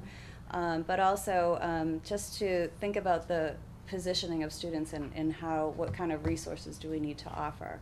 Should this become an issue, or should our students need additional remediation when they leave Pembroke? You know, it doesn't just magically disappear. So sometimes it takes a year or two to really get the underpinning. So we've also done a lot of the same trainings with the middle school special education teachers that we've done with the Pembroke teachers, including the Spire, the Sort of Success, all of those different pieces. Understanding, ensuring that they understand, you know, what the standards are and incorporating those in their lessons as well. Really, for that reason, the other initiative that we looked at, and you mentioned yourself, the sixth grade was particularly challenging for whatever reason, and sometimes that just happens. So our sixth grade special ed teacher is going to loop up with those students because they have such a good bond. They've made great successes with him. He understands what the students' needs are, so he can hit the ground running day one and work with those students. And then the teacher that was in seventh grade, she has the LIPS training that we really need supported in Margaret's school, so we're moving her down. So it's really thoughtful placement of staff as well. So yeah, we're looking at it broadly across the district. Well, I can't say enough about the looping, especially with a special education teacher. Yes. I mean, I've looped as a classroom I teacher. have too. It's amazing. And it's a great experience with the right setup. But for special education students, it's very important. It's great. In our language-based sub-separate program, those kids have made great strides in their looping as well. And it's really been a successful model. So we're really pleased with that. And then when they go off to seventh grade, they're going to have those language-based co-taught classes, you know, when they leave the small sub-separate group where they're getting all of those big supports.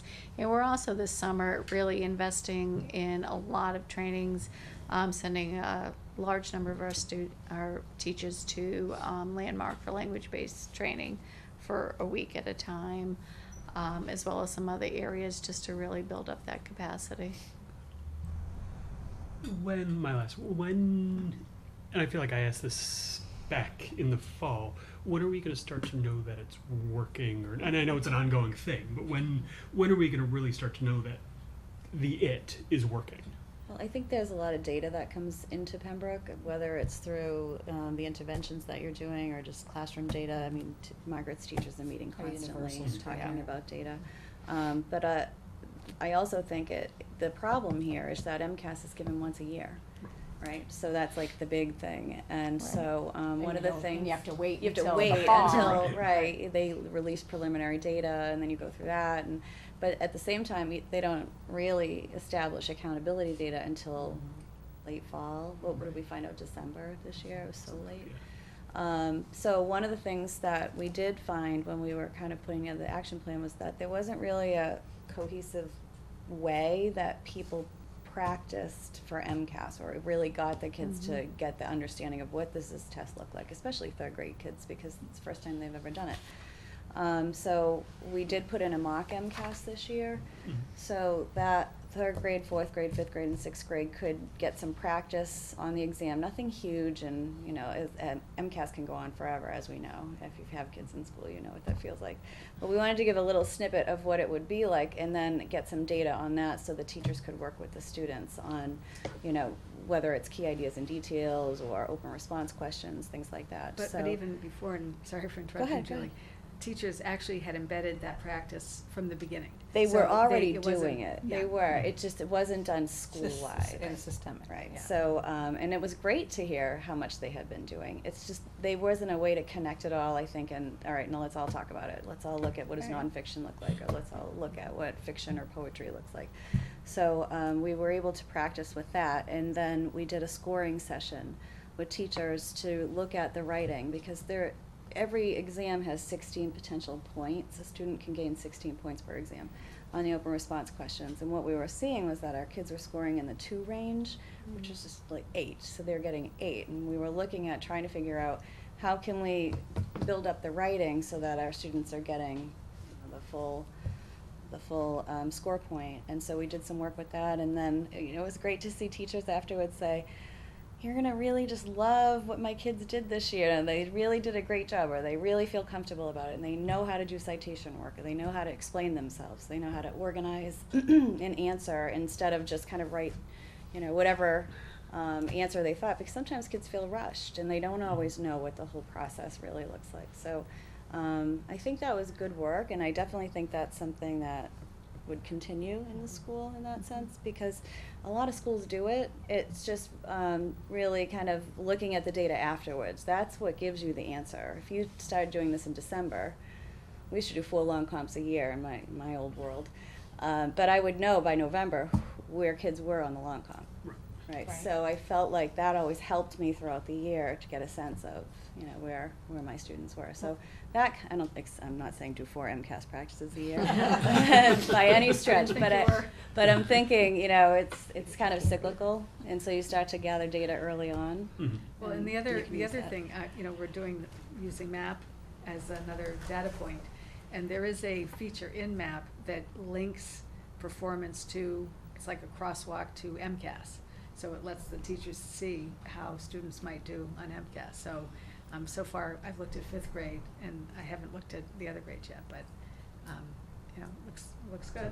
Things are feeling. So, go ahead. Because did we talk about maybe being able to share, like obviously not individual students, but the grade level maps results throughout the year to see, because I thought we had Right, and talked the names about would be redacted, looking for like as some a group trends. Yeah. or just having some data other We than talked about MCAS. that back when we, I talked with can show you any Maureen. data. I think we decided, or in fact, one of my questions for you is what data you want next year, because do you remember last year you were, kind of thinking it was too much data? It was like, it just was a lot. It was without context. It's I think. that's It was the like, problem. oh, it's a 7. Yeah, it was the problem, Right. it was without context. So, yeah, exactly, but again. Which is when we had that follow-up meeting Right. with, Right. And remember, with Maureen to go over. remember, it's what you're using the data for. There's some data that's summative, and then there's some data that's formative. And so the MAP data is really used by the school to basically use to not only to monitor progress, but to drive instruction, right? So they can go and they can look at the subtests and say, okay, we know that this group of kids needs this. So it is hard, because otherwise there is no, it's not like, remember last time we had, how come the results for this group looked like it went down? Right, where it really wasn't, it isn't designed necessarily because the benchmark changes. Yeah, so we can certainly talk about what you wanna see, but I don't know that that's gonna help you to see that, unless maybe we could do a little model, we could do a little mock-up to see if that in fact does help you. We don't mind giving you data, it's just that we don't wanna give data that's not gonna help you.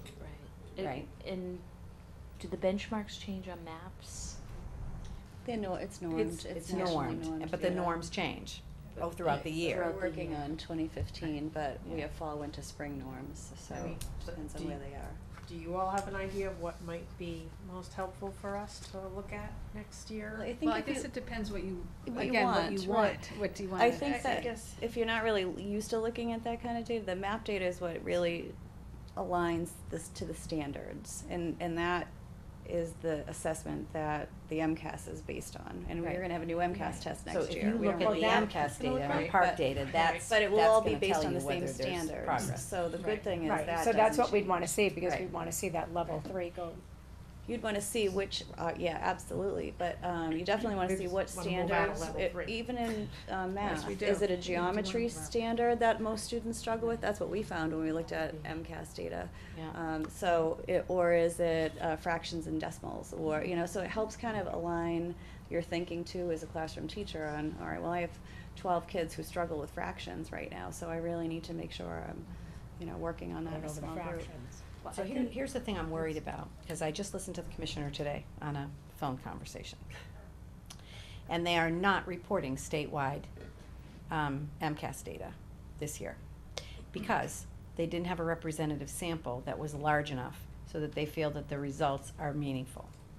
So, I don't know what that means for us. What does that mean? Well, that's what I'm asking. I don't know what that means for us, because what it would say to me is that they're probably gonna give student results, but they're not gonna calculate them statewide. So if we were counting on making progress and getting out of this pickle, if there's no data, I don't know how they would make that determination. See, the other sort of crosshair we're in is the state is now changing its accountability system. So they're in the process of designing a new accountability system. They're actually talking about adding one more feature, which is what they call a non-academic. They don't know what it's gonna be, but it's like one more thing in the mix that's gonna be really hard to quantify. The point is, I don't know, if we don't get MCAS data and we don't have park data, I don't know what that means. So I plan to email the people at the state and say, based on the conversation today, what is it that districts that did MCAS, especially ones that are in a status, Right. How is it that or do we have to sort of carry the status, for a whole other year until the new statewide assessment comes in? And then everybody's held harmless, remember, in 17, they're held harmless.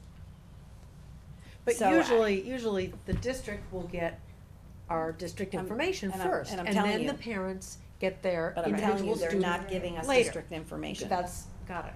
So then they can't do accountability. So if they can't do accountability, would would they wipe it clean and just say? it's not over. I mean, we don't have data to support that you're here, so. I'm just telling you I this don't because know. I don't know what it means, Teaching but better. I promise you, I will follow up with the state and That's find just- out exactly what It's this. very inept, They're definitely not reporting statewide, and so I'm assuming that means they're not providing district-wide, but you know what, I don't know, and I'm sure they're gonna give student results. But again, they're saying they don't have anything they don't have enough kids to compare it, to make valid comparisons. So if they're not doing it at the state level, I don't know that they're doing, I can't imagine they're doing it Oh, I district or see what you're saying. So they don't have enough kids in the MCAS world Right, to 'cause- create an aggregate. Right, cause the year themselves. before, Okay. it was about 50-50. That does Right, make sense. And then does. this does, year, but it it was doesn't. more like 30, 70.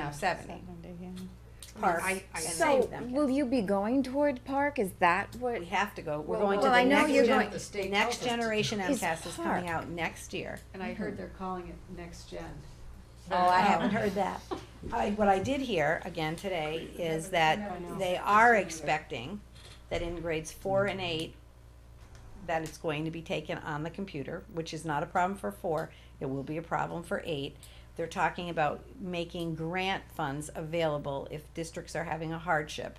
So much for you're gonna have to be ready for it by, 18. Yeah. So everyone who's got the money. So they're gonna roll it out next year, and as many as people as possible, they want to take it electronically.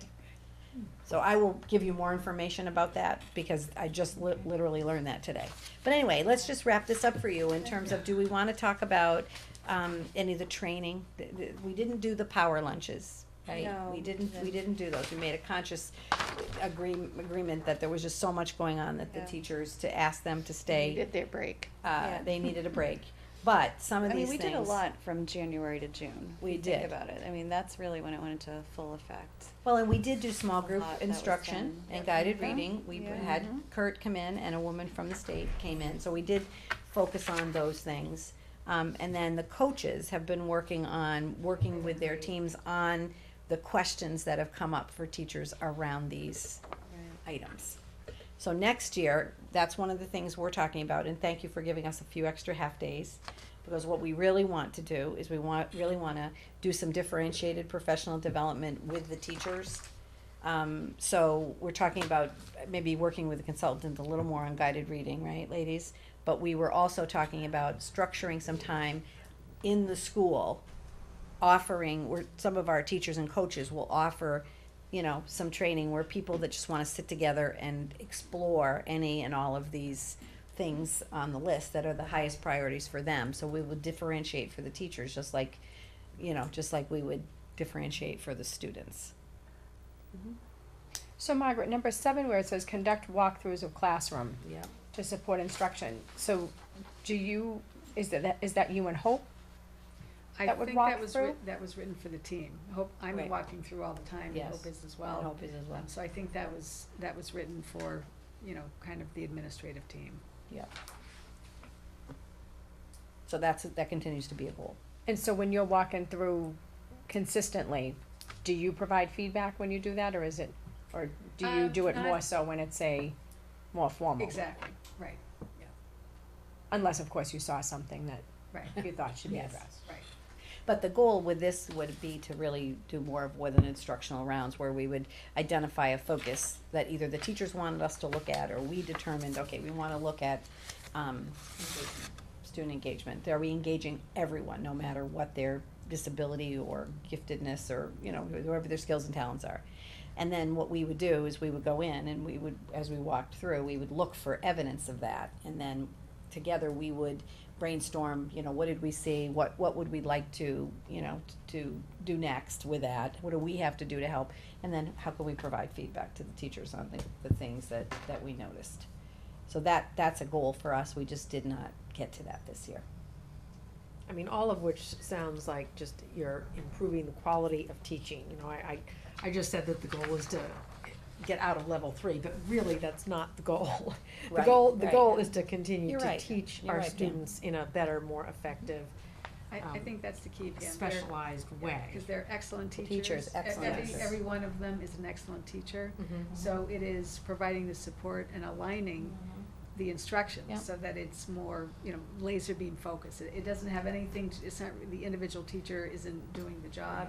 It really is just, again, aligning curriculum, aligning, you know. In the way our- that it should be. Exactly. Typically Special is. I mean, because as it turns out, it services. we're not probably gonna get any feedback on this. We might not, You so know, we'll right. find that out. But But, if you we're know, doing the right thing by students, that Right. And these are all still good initiatives is that exactly. continue following Exactly. through Yeah, on. and the and- supports, we're continuing with, providing the interventions, Mhm. so all that is continuing. And we just So keep hopefully this was going. helpful for you. Now Barbie and I talked about, when we sat together and talked about, you know, my evaluation, you had asked questions about, you know, so what was going on with the action plan? So we thought it would make sense to, you know, at the end of the year, to just give you a little update, and then obviously going forward, we're continuing with the plan. We just need to continue to move forward. Well, this is very helpful, and I'm sure a lot of people in the community are wondering about this as well, so I'm glad you ladies came Yeah. and presented, and I appreciate it very much. Margaret, how was the attendance and the tardiness? How did that happen Well, by the end of the year? it had been going well, I think the end of the year, fell Still off. good Saw, year. so you Fell off saw it again. drop Yes, again, yeah. or And increase? right, exactly. More lines out the door again towards the end of the year. But I think with lots going on, lots of activities, Yeah. celebrations, late nights, it just, you know, it's hard to kind of get back in the groove. I know, let's hope that in the fall, we'll Right. nip it in Start the right bud, off because it and- is so important that, you know, morning Attendance is time very with the important. classroom and with their peers, okay. And students who are tardy aren't just missing instruction for themselves, but every child that comes into the room late, you're disrupting what's happening for every other student in that room. Right, So it's really a cumulative effect. I know. Yeah. So, you know, I mean, this is Julie and Donna's last meeting, I would think, and so I just wanted, before, you know, we close here, just to say what a true delight it has been to work as a team. I hope you get the sense that everybody is working together and has worked together, and, you know, it won't be the same without them, but, I know the good things are ahead for them, and we've left things in good shape, and, you know, the fact that there'll be a transition, and Margaret, of course, is a, you know, steady hand over there, so, but I just wanna recognize, you know, the ladies for what they brought to the district over their years here, and particularly, you know, how everybody's just kind of jumped right in and, you know, taken this, you know, situation right on, and And as you can see, a lot of good things are happening, along with some fantastic teachers. So, thank you so much. Yeah, what I just wanna say to Thank both you. of you too is I just think that, the way the whole administrative team works together is very impressive to me. The, relationship that I can see that the three of you have is great, because I wasn't aware of how close the special ed director, the curriculum director really work, and I think over the last year, I've seen it, that it really is a very important relationship. But I really appreciate everything you've done, both of you. Thank you. Thanks. It's been our pleasure. Yeah, I know. enjoyed our time Yeah, here and absolutely. Yeah, you're gonna do collaboration great and things. the support from all of you. You'll do great. We appreciate everything that you've done, and we just hope that the new districts treat you well, which I'm sure they will. If not, you can come back. That's right, that's right. Yeah. But best wishes for the future, and Yeah. I'm sure everything will go very well for you. Thank you. Thank you. Thank you, ladies. Thank you. Is Julie gonna stay? Should we Yeah, have Julie can Oh, stay. okay. Yeah, we're not gonna let her go. All anywhere. right, Julie. I know you're all disappointed my PowerPoint won't work. But I will email it to you. All right. I did wanna, I will talk about the vertical teams, but this is kind of the note, that's in the folder. But, I wanted to speak a little too about, very briefly, about the other programs that kind of line up within this. And I wanted to, talk really quickly about the mentoring and induction program. We have gotten some great feedback from the state on the mentoring and induction program. Amanda has done a wonderful job with that, and I know she will continue. She's already looking at books for next year and trying to organize, her instructional rounds. She's done the entire framework for the calendar for next year, so that will continue on as planned. We did have a state rep come from the Department of Ed to look at this program, and so, that person is reporting back to the state on the instructional rounds, and they may even send out more representatives next year, because they're looking to reestablish mentoring and induction as an important mandate, if you will, out of the state. But they really do need examples to help people organize around these programs. When they first came out with the recommendations, it was like literally 1999, year 2000. And every district had to make up their own mentoring and induction plan, and everyone's was different, and so they've really kind of honed it in and clarified a little bit more. So I'm happy for that, for Amanda especially, because she's done some excellent work with that. So on the vertical team front, for ELA, we did a lot of what we just talked about here. We looked at, every year we go through an MCAS analysis through ELA, math, and science. And so within that analysis, we take a look at what are the strengths and what are the weaknesses. And we not only do it in the aggregate, but we do it within the subgroups as well. So we really try to hone in on where the specifics are. Like when I said geometry, I meant that, because when we were looking at it, I knew I could just tell where it was falling across the aggregate and in the subgroups. But then when our friend from the Department of Ed came and showed us his data, his first point on the map was geometry. Yeah, it So was. I thought, oh, okay, good, we're all on the same page. At least we know this is something that needs to be addressed. And so for ELA, we really looked this year at key ideas and details. And that is really like the subset of standards that most students, most exams, like the statewide exams, are based on. And so that comes from reading comprehension, and then even some of the writing is tied into the key ideas and details, so the scores can adapt to the writing as well. We looked at standards at every grade level. We looked at a lot of interventions for reading. And looked at guided reading practices, and we've been working with a trainer for our teachers at Pembroke for the last 2 years, who's been a wonderful resource. And we've hired him for the last 2, and I'm wondering, I'm hoping that we'll be able to kind of work with him in the future. He's been a great resource to help look at small group instruction in the classroom, but also small group guided reading instruction, which are 2 totally different things, and helped kind of establish some of the protocols about what those things would look like in the classroom in the Readers and Writers Workshop. We looked a lot at open response writing. Like I said before, it's 16 points per exam for every kid across every exam. So it's ELA, math, and science that this happens in. So if you're getting a 2 in ELA, and I looked across, when I did the middle school data, and we went up and talked to the middle school teachers about, here's where we are with Pembroke, but I want you to pay attention to what's happening at the middle school. We talked about, across each content, you could get a 2 in ELA and get a 2 in math and get a 2 in science, and so you score just kind of flat lines across 3 contents, and we don't like to see that, but we wanted to call students' attention to it and the teachers as well. Sometimes you just look at your content, you don't think about it across, or your kids are gone and you have a new batch of kids, and you don't think, how did my kids do last year on that open response? Did what I do really make a difference? So it's kind of looking forward and backwards. We talked a lot about literary analysis for text complexity. That's a huge thing with the new MCAS 2.0, whatever that may be, or PARC, or whatever the state decides. There'll be a heavy dose of literary analysis at every grade level. So some of you are probably thinking about summer reading right now. When the students come back to school in grades 7 and 8, they'll start out with a character analysis. They'll start looking for those pieces of characterization that are really kind of called up a lot on a lot of these writing pieces.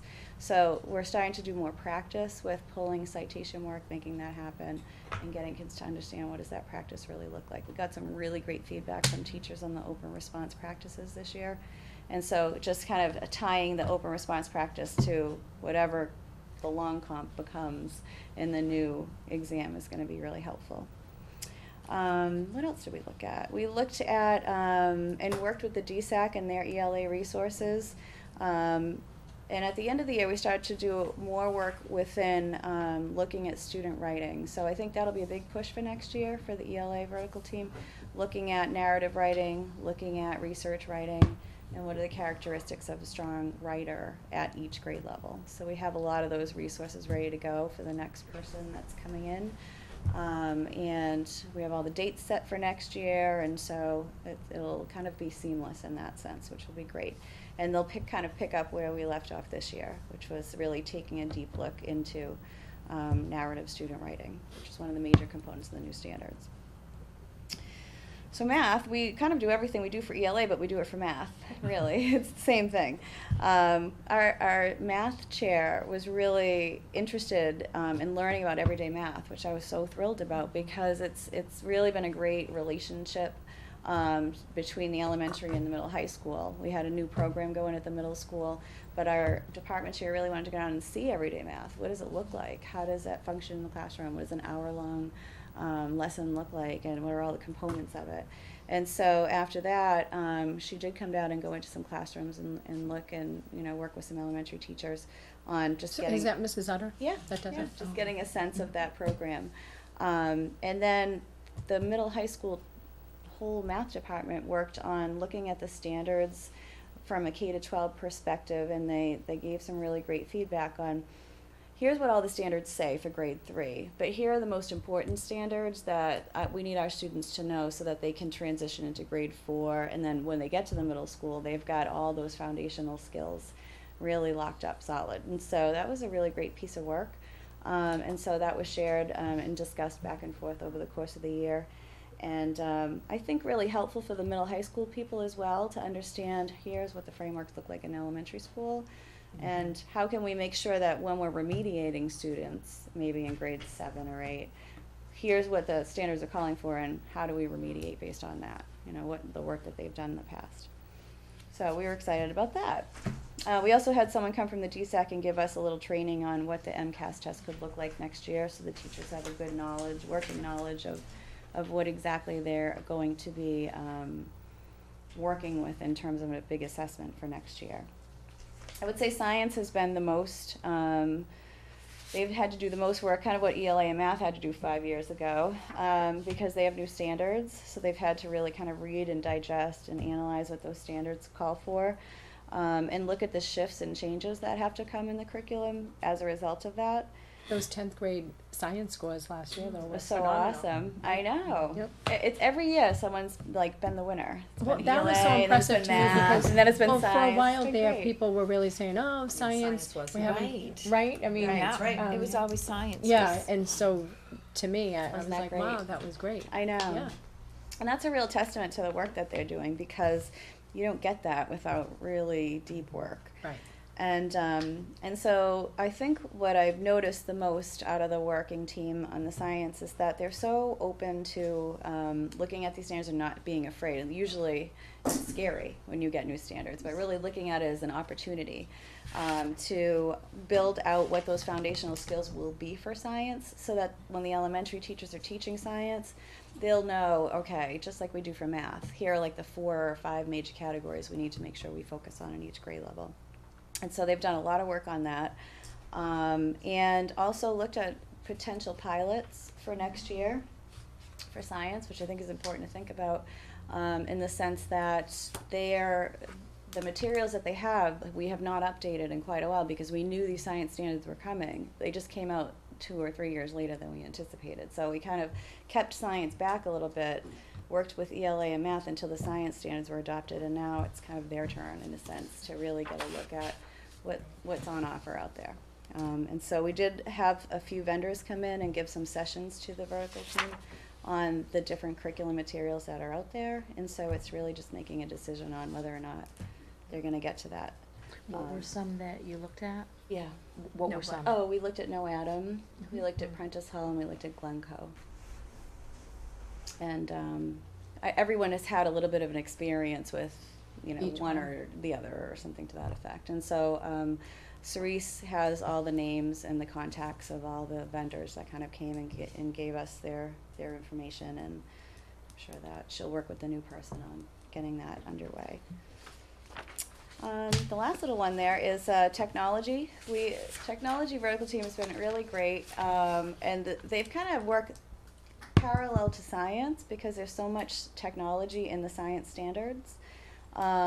It's STEM. It's really a lot of STEM. And so what we're looking at is creating that kind of vision for what technology instruction will look like, not what technology we have in the buildings, but what's the instruction going to be, K to 12. And we did like the Project Lead the Way work on computer science. I really think that's a skill for the future that I think our kids will need. And so we talked a lot about how can we build in things like the coding, how can we build in the offerings for what are the student expectations for online work. How can we work within but how can we work with grade level teachers so that we're doing technology work, but we're also doing content at the same time. And Marianne Fravel talked about that at the last meeting. She did an awesome job with that, and it was really, she's done tremendous work and kind of working with the grade level teachers to help bring along their content and bring it to a new life. Liz was talking about that today. Liz does a lot of wonderful things like that too, absolutely. So we're really thinking about what does that whole integrationist thing look like? How does that function at the elementary and then the middle high school? And then the other team is the district technology team, looking at the one-to-one, trying to get that organized and pulled together. And now that you're saying we might have to do grade 8 online, that's even more of a kind of a push for that in that sense. But we've been very busy with Apple in that sense, just trying to kind of get the trainings underway. But I will say that Marianne and Liz and Barry have done wonderful trainings at the elementary and middle high school on Google Classroom, Google Apps for Education. They differentiated their training. The teachers were very So some excited. teachers were like, okay, I'm brand new at this, or I'll be in this room, or I really want to learn about this. I've heard about it and I've tried it out, and so I'm going to be in this room. Who's So piloting this again? It's Sandra. the Sandra. Sandra for the Schwartz. one-to-one. Yeah. Right. Yeah. And only one of her classes. Yeah, U.S. Yeah, history. her U.S. history, right? But I think Peter's Juniors. intending for the kids to have the laptops to be using them in their other courses as well. Yeah. Even though Sandra's the one who's gonna sort of do Right, it. so they'll move along in the Yeah. classroom with Yeah. their laptops. Yeah. Okay. So that's my summary, and I'll send you the PowerPoint, which I know. Thank Yes, if you did all the work on it, you should. But overall, it's been a great year. People have been very busy. Yes, There's no very question busy. about that. How often does the vertical team meet? They meet once a month. So After school or block before off school? Tuesdays for the whole school year, and then I rotate ELA, math, science, technology, and I just kind of rotate them through on the Tuesdays. That's great. So, also at the commissioner's discussion today, he mentioned that, he's got a new office, he's consolidating 3 particular offices in the DESE into one, which is called Instructional Support, Office for Instructional Support. And he said that they have teams working right now on new math and ELA standards. I said- think they just like to threaten us. I Every said now to and again, myself, so we don't oh feel my too God, are comfortable." you kidding me? But the other thing that he did spend some time talking about that you would probably be hearing some information about is there are a couple of ballot questions that are likely to come up in November. And one of them is the Common Core standards. They're anticipating that the charter school one and the marijuana law will get the most airtime in terms of people's advocacy one way or the other and the money that will get pumped into it. And they're a little worried that the Common Core ballot question won't take the kind of priority they want. Because if it passes, it reverts back to the standards pre-ed reform. So what'll be very Well, we used to interesting teach is that. it won't Yeah, line up I with, remember. it won't line up necessarily with the curriculum, the way people have aligned it. And it won't necessarily line up with the test, because the test is based on the new standards, right? So the MCAS, It's like a dog chasing its so tail. it's gonna be very Fascinating, interesting, really. and we'll watch the saga, but I think it will be very interesting to see how that works. I think though, it'll probably, the Common Core won't be reversed, but there's a lot of people, there's a lot of emotion Yeah. around it. Right. so. Well, I think for Massachusetts, it's so close to our standards anyway. Yes. We didn't make any major Yes. changes, but other states did. So I can see the outcry if you're a state that hasn't really done Yeah, anything to this exactly. capacity before. But I think So we're it'll be pretty used to interesting. teaching nonfiction, fiction, and all the math standards Yes. and all Right. of that. So Yeah, I mean, what our, I We're would used say to our that. curriculum would exceed what was expected in Exactly, those previous right. standards, so that can only help us. right. Right, it's going to make our kids be more prepared, but anyway, thank you, Julie. Thank you. Thank you. Thank you. We Good appreciate luck. it. Thank you. Okay, the, It's cold, and it was hot a few minutes ago. financial report, we do have to, approve a stipend, and that's for the current affairs, Yes, club yes, advisor. yes. Can you So- tell me what that is, I actually? wish Mike was still here. Oh. This is this is the second year of the club, Uh-huh. so, I don't know. Well, no, I remembered one of the high schoolers was talking about being part of the current affairs club. Yep. I believe it was Shay McFadden. Oh, okay. Yeah, I think Remember? it, Or it was Sarah Quinn. It was one of them that was mentioning that they were part of the current affairs club. And I did not know that so Joe Patella was the. I will ask Peter and I will make sure you get an email about it. 'cause I didn't realize they had an advisor. Right, so usually when we have a club for the first time, the stipend is $600. And then, it gets negotiated. So apparently, according to Joe, this just didn't make it into the list of the stipends that we put into the contract. So I said to him, the problem, Joe, is at this point, we may have to just do it for $600 again this year, because that's really what we've got the budget for. And then we would negotiate it. So, I think that, he's understanding that. So I think that I think the memo we put in here, did we put the memo in here? Yep. Yes, yes. And does it say $600? 600, yep. Yeah, so we don't have Joe's signature on it, but I did have that email, exchange with him, and he didn't respond back and say that's completely unacceptable. I think he understands that it just caught up on everybody. We thought it was the first year of it, and, Okay. actually, he thought that too, but Tricia made us aware that It's- someone it did was do already- it last year. Laura, I don't have the original for that. Joe has it. Oh, Joe has it, okay. Okay. to sign it. All right, okay, so I'll make a motion to approve the $600 stipend for the current affairs club advisor for the 2015-2016 school year. So moved. Second, any discussion?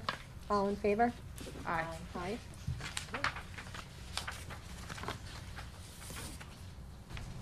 Okay, let's talk about the elementary handbook change. Yeah, let's do Yeah. that.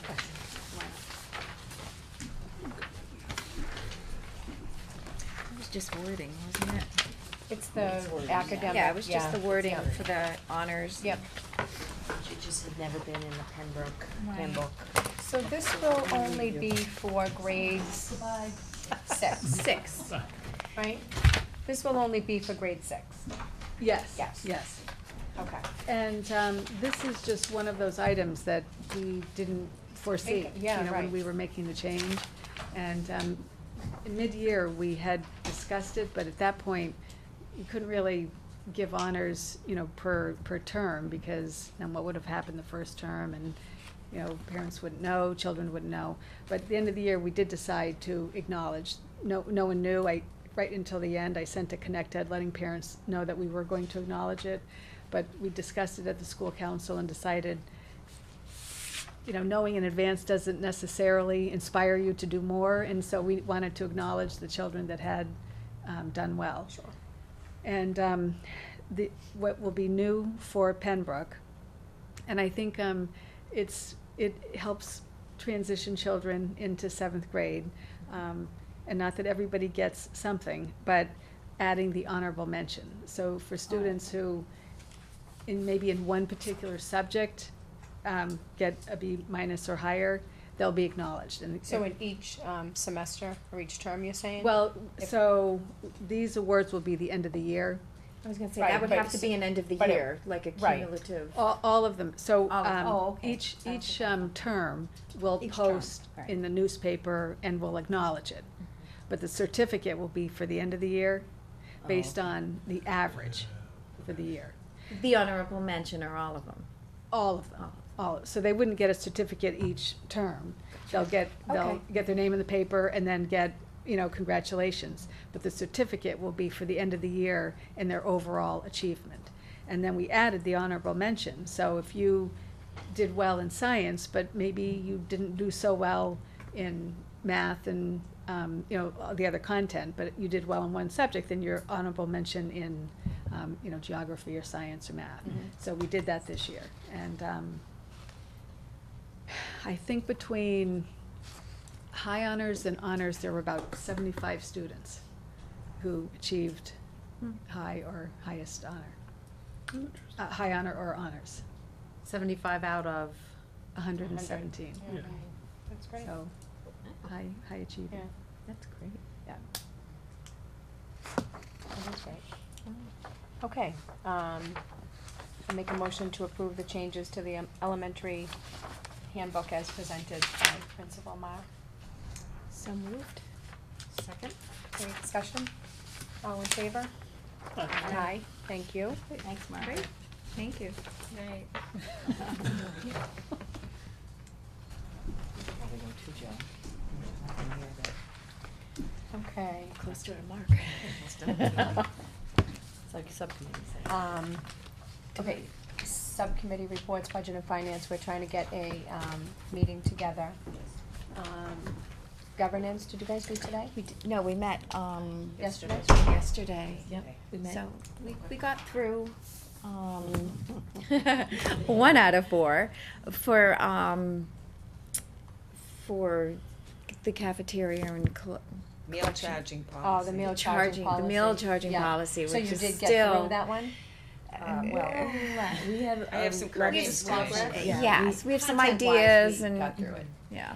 Well, I guess, again, it was brought to our attention by Heather and Joan that we are $14,000 in debt based on folks who are not paying their school lunch bill.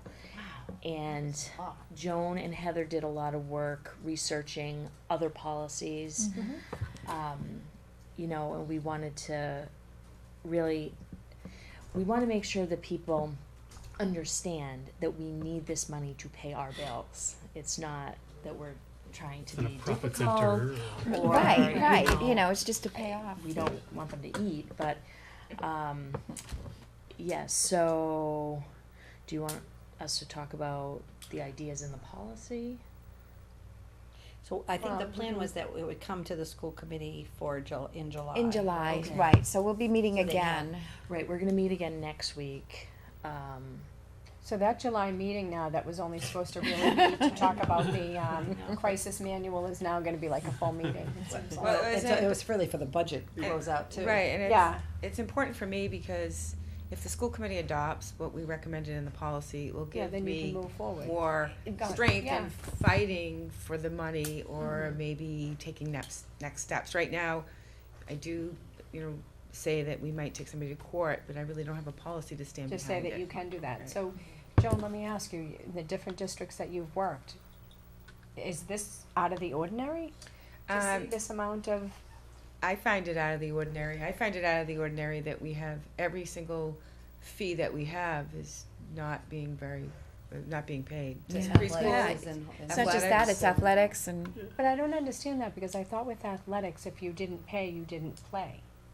So we looked at the actual students. Yeah. There were a couple left over from fall sports, but those kids didn't necessarily play any other sports. just a single sport. But I still payments. thought that You you can pay 3 couldn't payments. play. Oh, well, but I thought the installment was all done. I thought we weren't doing that But they might have installment. paid So the there, first so, installment so there and were a chunk played, of but them then that you were didn't- spring sports, and But it when looks did we like they get rid didn't of the play their last. installment? I offer. don't know that we ever did. Why don't we? No, didn't- when did we? We I didn't get rid of No, any. we didn't. So some of these people owe the third payment. I think they must be thinking, oh, well, And I'll what Chris pay it said, before and the what Chris, fall. and what Chris said is they just pay it before the fall. So that they're eligible to play But again. this is exactly what we need to I talk think about, we should get rid right? of the installment or make Or- it 2 installments Yeah, pretty that's close so together. unfortunate though, because I'm not in favor of getting rid of the installment, just because It's hard. I do recognize that there are families that, Yeah. that is a great benefit for Yes. them. I don't like the fact that people take advantage of it. We had 9,000 outstanding 9,000. athletics, Mhm. but So I nine- think so- Joanne told me the other day it's down to 7. I could be wrong, a little Remember, bit it was wrong a on total of So- 32,000 Yeah. between the different departments. Yeah. So we talked, Barbie, one of the things we did talk about Yeah. was that if you're somebody who, pays the installment and you pay fine, no problem. But if you're somebody who, you you've just had don't an keep issue. up, then you don't get to do the installment, right? You sort of lose your privilege. It's almost You like you know, have to build credit with the Yeah, schools. it's kinda like in credit, order that's to- really what it is. to do it by.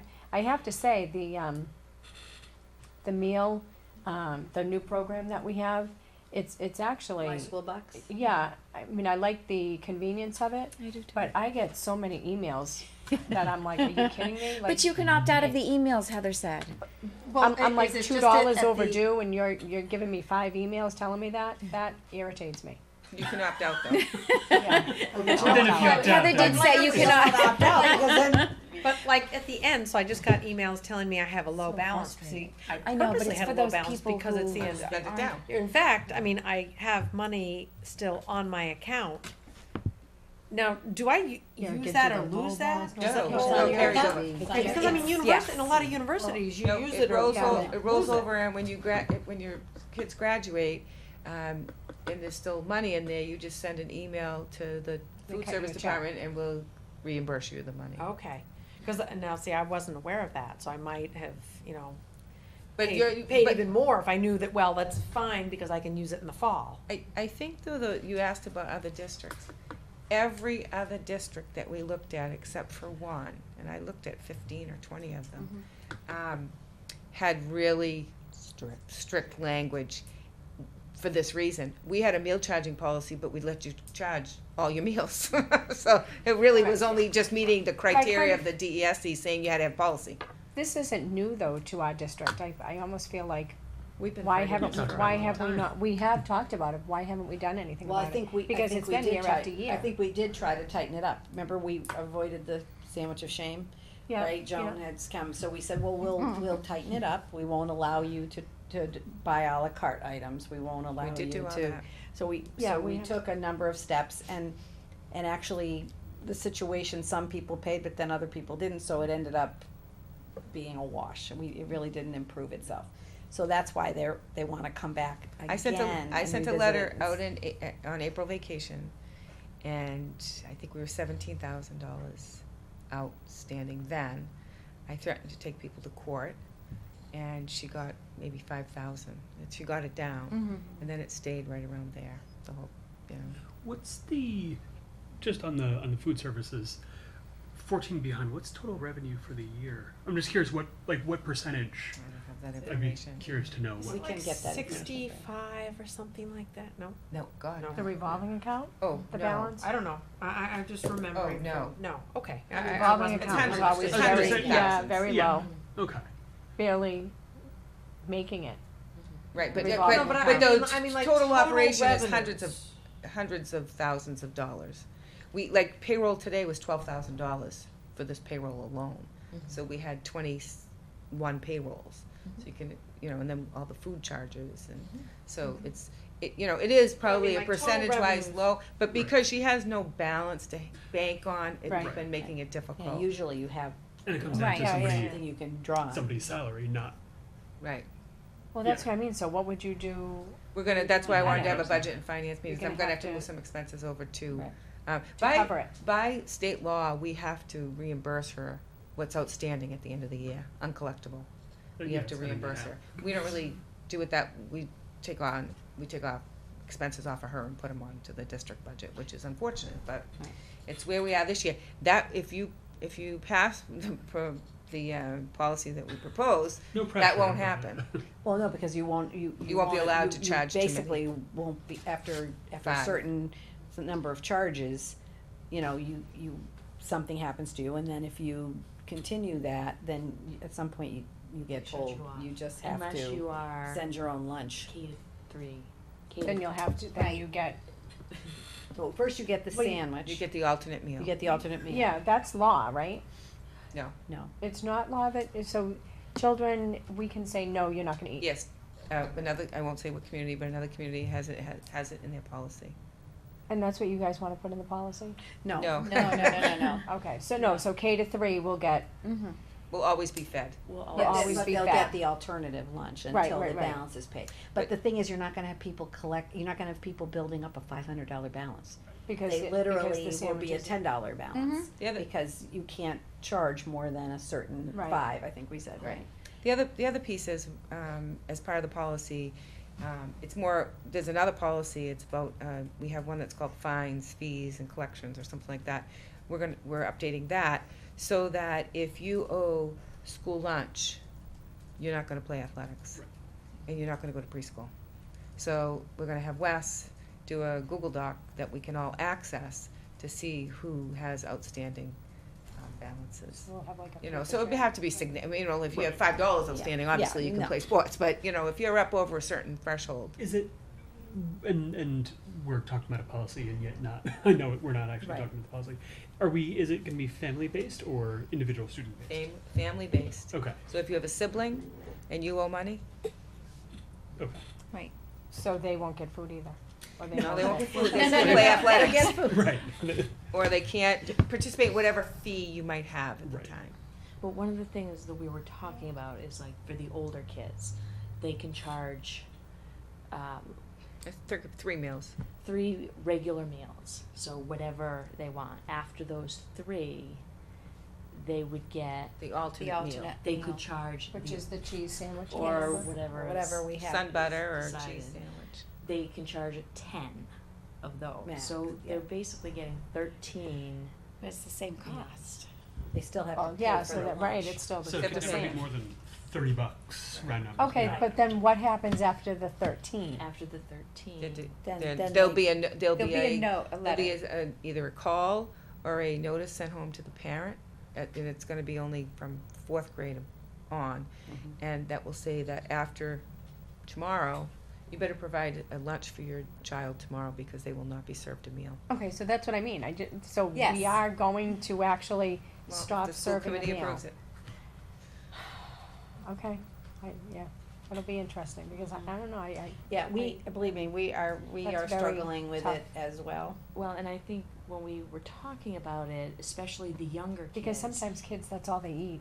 I know. Some families do depend on food that they're No. provided in school. Well, but also some kids are going to Dunkin' Donuts and then charging their lunch at school too.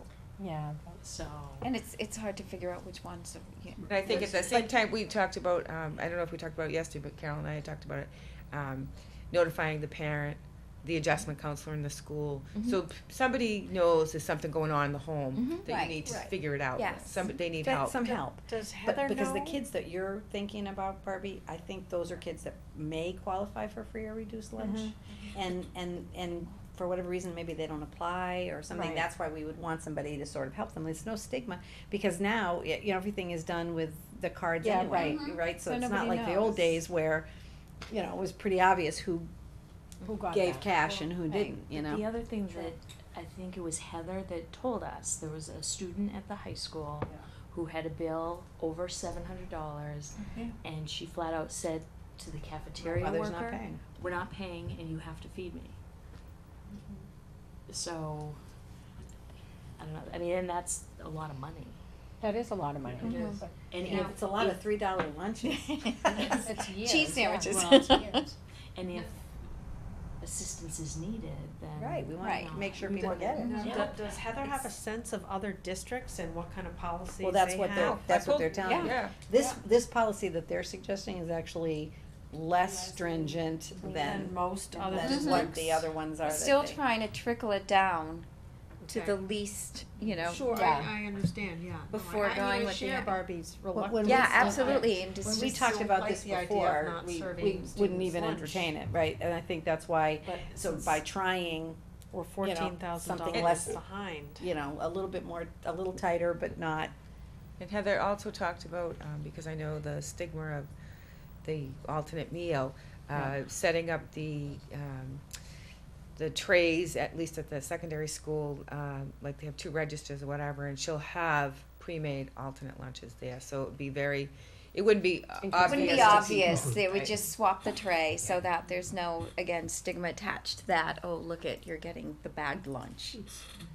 I guess what I'm stuck on, that's, I mean, round numbers, it's 4,700 meals going unpaid. That's not, It's tough. That's a lot of money. it's, yeah. So she broke it out for me, so, they give me all the balances that are over 100. And it ranges from 100 to about, I think the highest one was maybe right around 900. So that was $8,000 of the 14. $6,000 was everybody that owed under 100. So there's lots of people that Lots of owe people little that are under amounts that, too. right. So it doesn't reach my level, Right. but it's still trying to, and again, if she had a cushion, it wouldn't be so hard, you know those people that owe $30, they're gonna pay. Right. They're gonna pay probably when they come back to school. But, Well, but Heather also talked a lot about educating the parents on the my school computer bucks. system. Yeah, my school bucks, yeah. The school yeah, maybe bucks, at open because houses, yeah. I don't think parents were understanding exactly how it worked, and so They thought they had to pay to sign up and use it. No, you just have to pay when you make a payment. But it's very easy. It's so easy. But Yeah, we and were then you just- do get the reminders, because that's what, in the past, that was a big complaint of parents I had no is, idea. we don't know, right? Our children are charging lunches and we thought we put $50 on the account and where'd it go? well, And there was none enough information coming back, so now this, Yeah, This I'm is finding the it oth- very helpful. I Yeah. like it. well, one of the I'm other things, surprised and this it is doesn't make a again bigger difference. was a long time ago, but I had a student one year whose parent sent them with the lunch every day, but she bought hot lunch every day. And when she got the bill, the mother was mad with me because You let the yeah, kid she- have the what lunch. is this bill? What is yeah. like Yeah. Well, that's true, cause Or sometimes the maybe kids two will, meals. sometimes the kids will get double meals or maybe even They don't eat triple, their or home they lunch, eat they get an a la carte thing in addition, and yeah, maybe it's $6 or $7 a day, and the poor parents aren't expecting that, so. Okay, so good luck with that. So We'll we'll, get So you're back to gonna you on finish it. that before the subcommittees turn over, right? Yes. oh, that's. No, we talked about that, it's funny you That's said actually that, something Michael, but we wanted to did talk about when- that. When are the subcommittees turning over? July 1. Is that for July sure? Not September? Okay, Michael, huh?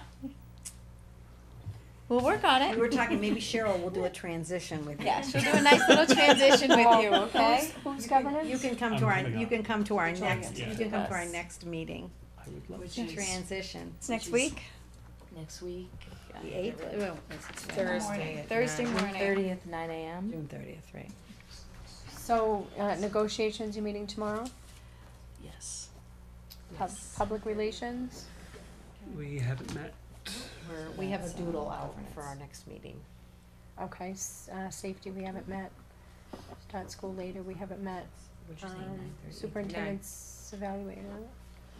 Big school building committee, Pam? We have not met. And CPAC, I did see that we had two new, Yes. are they co-presidents? Or- No, Tom Stewart has been elected the Oh. chair of the Okay. CPAC, and Chantel Penzeni has been elected the treasurer.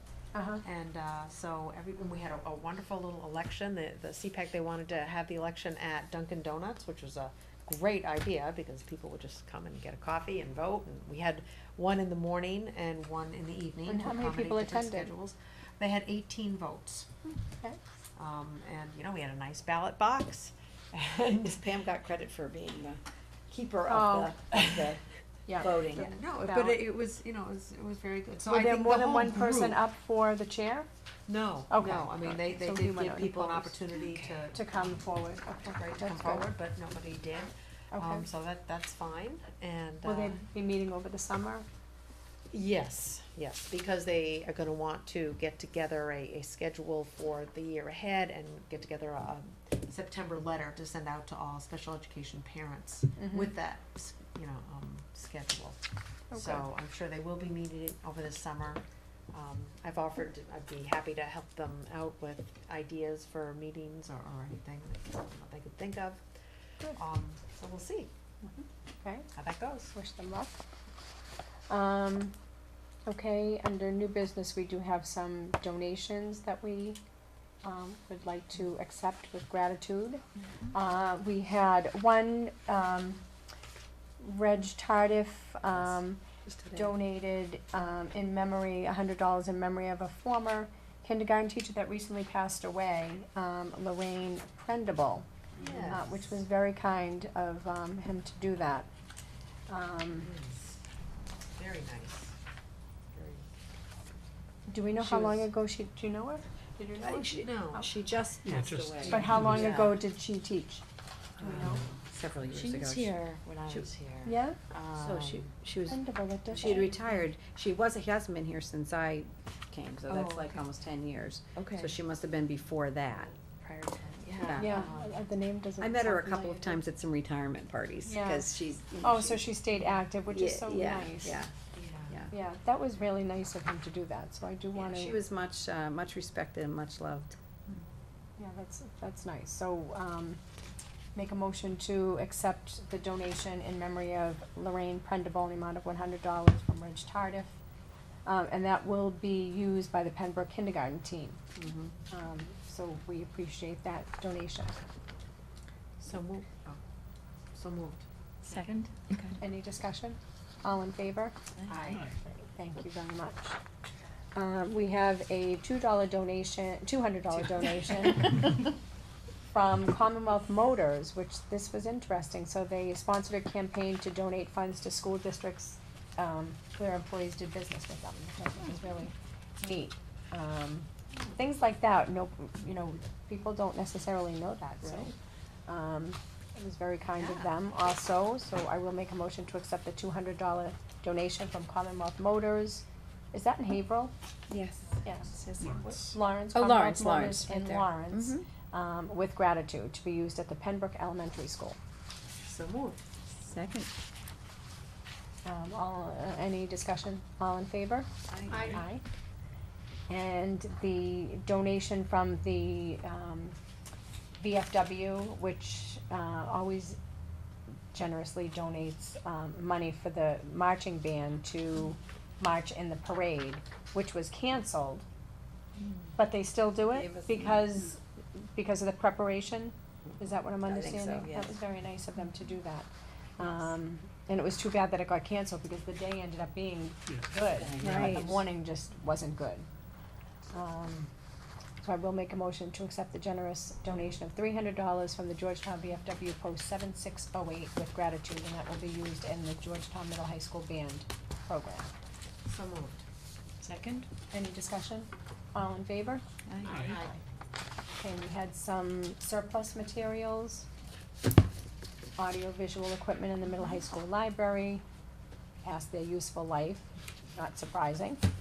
So we're going to declare them surplus. So I will make a motion to declare the items listed by Paul Swaim as surplus to be disposed of by proper protocol as presented.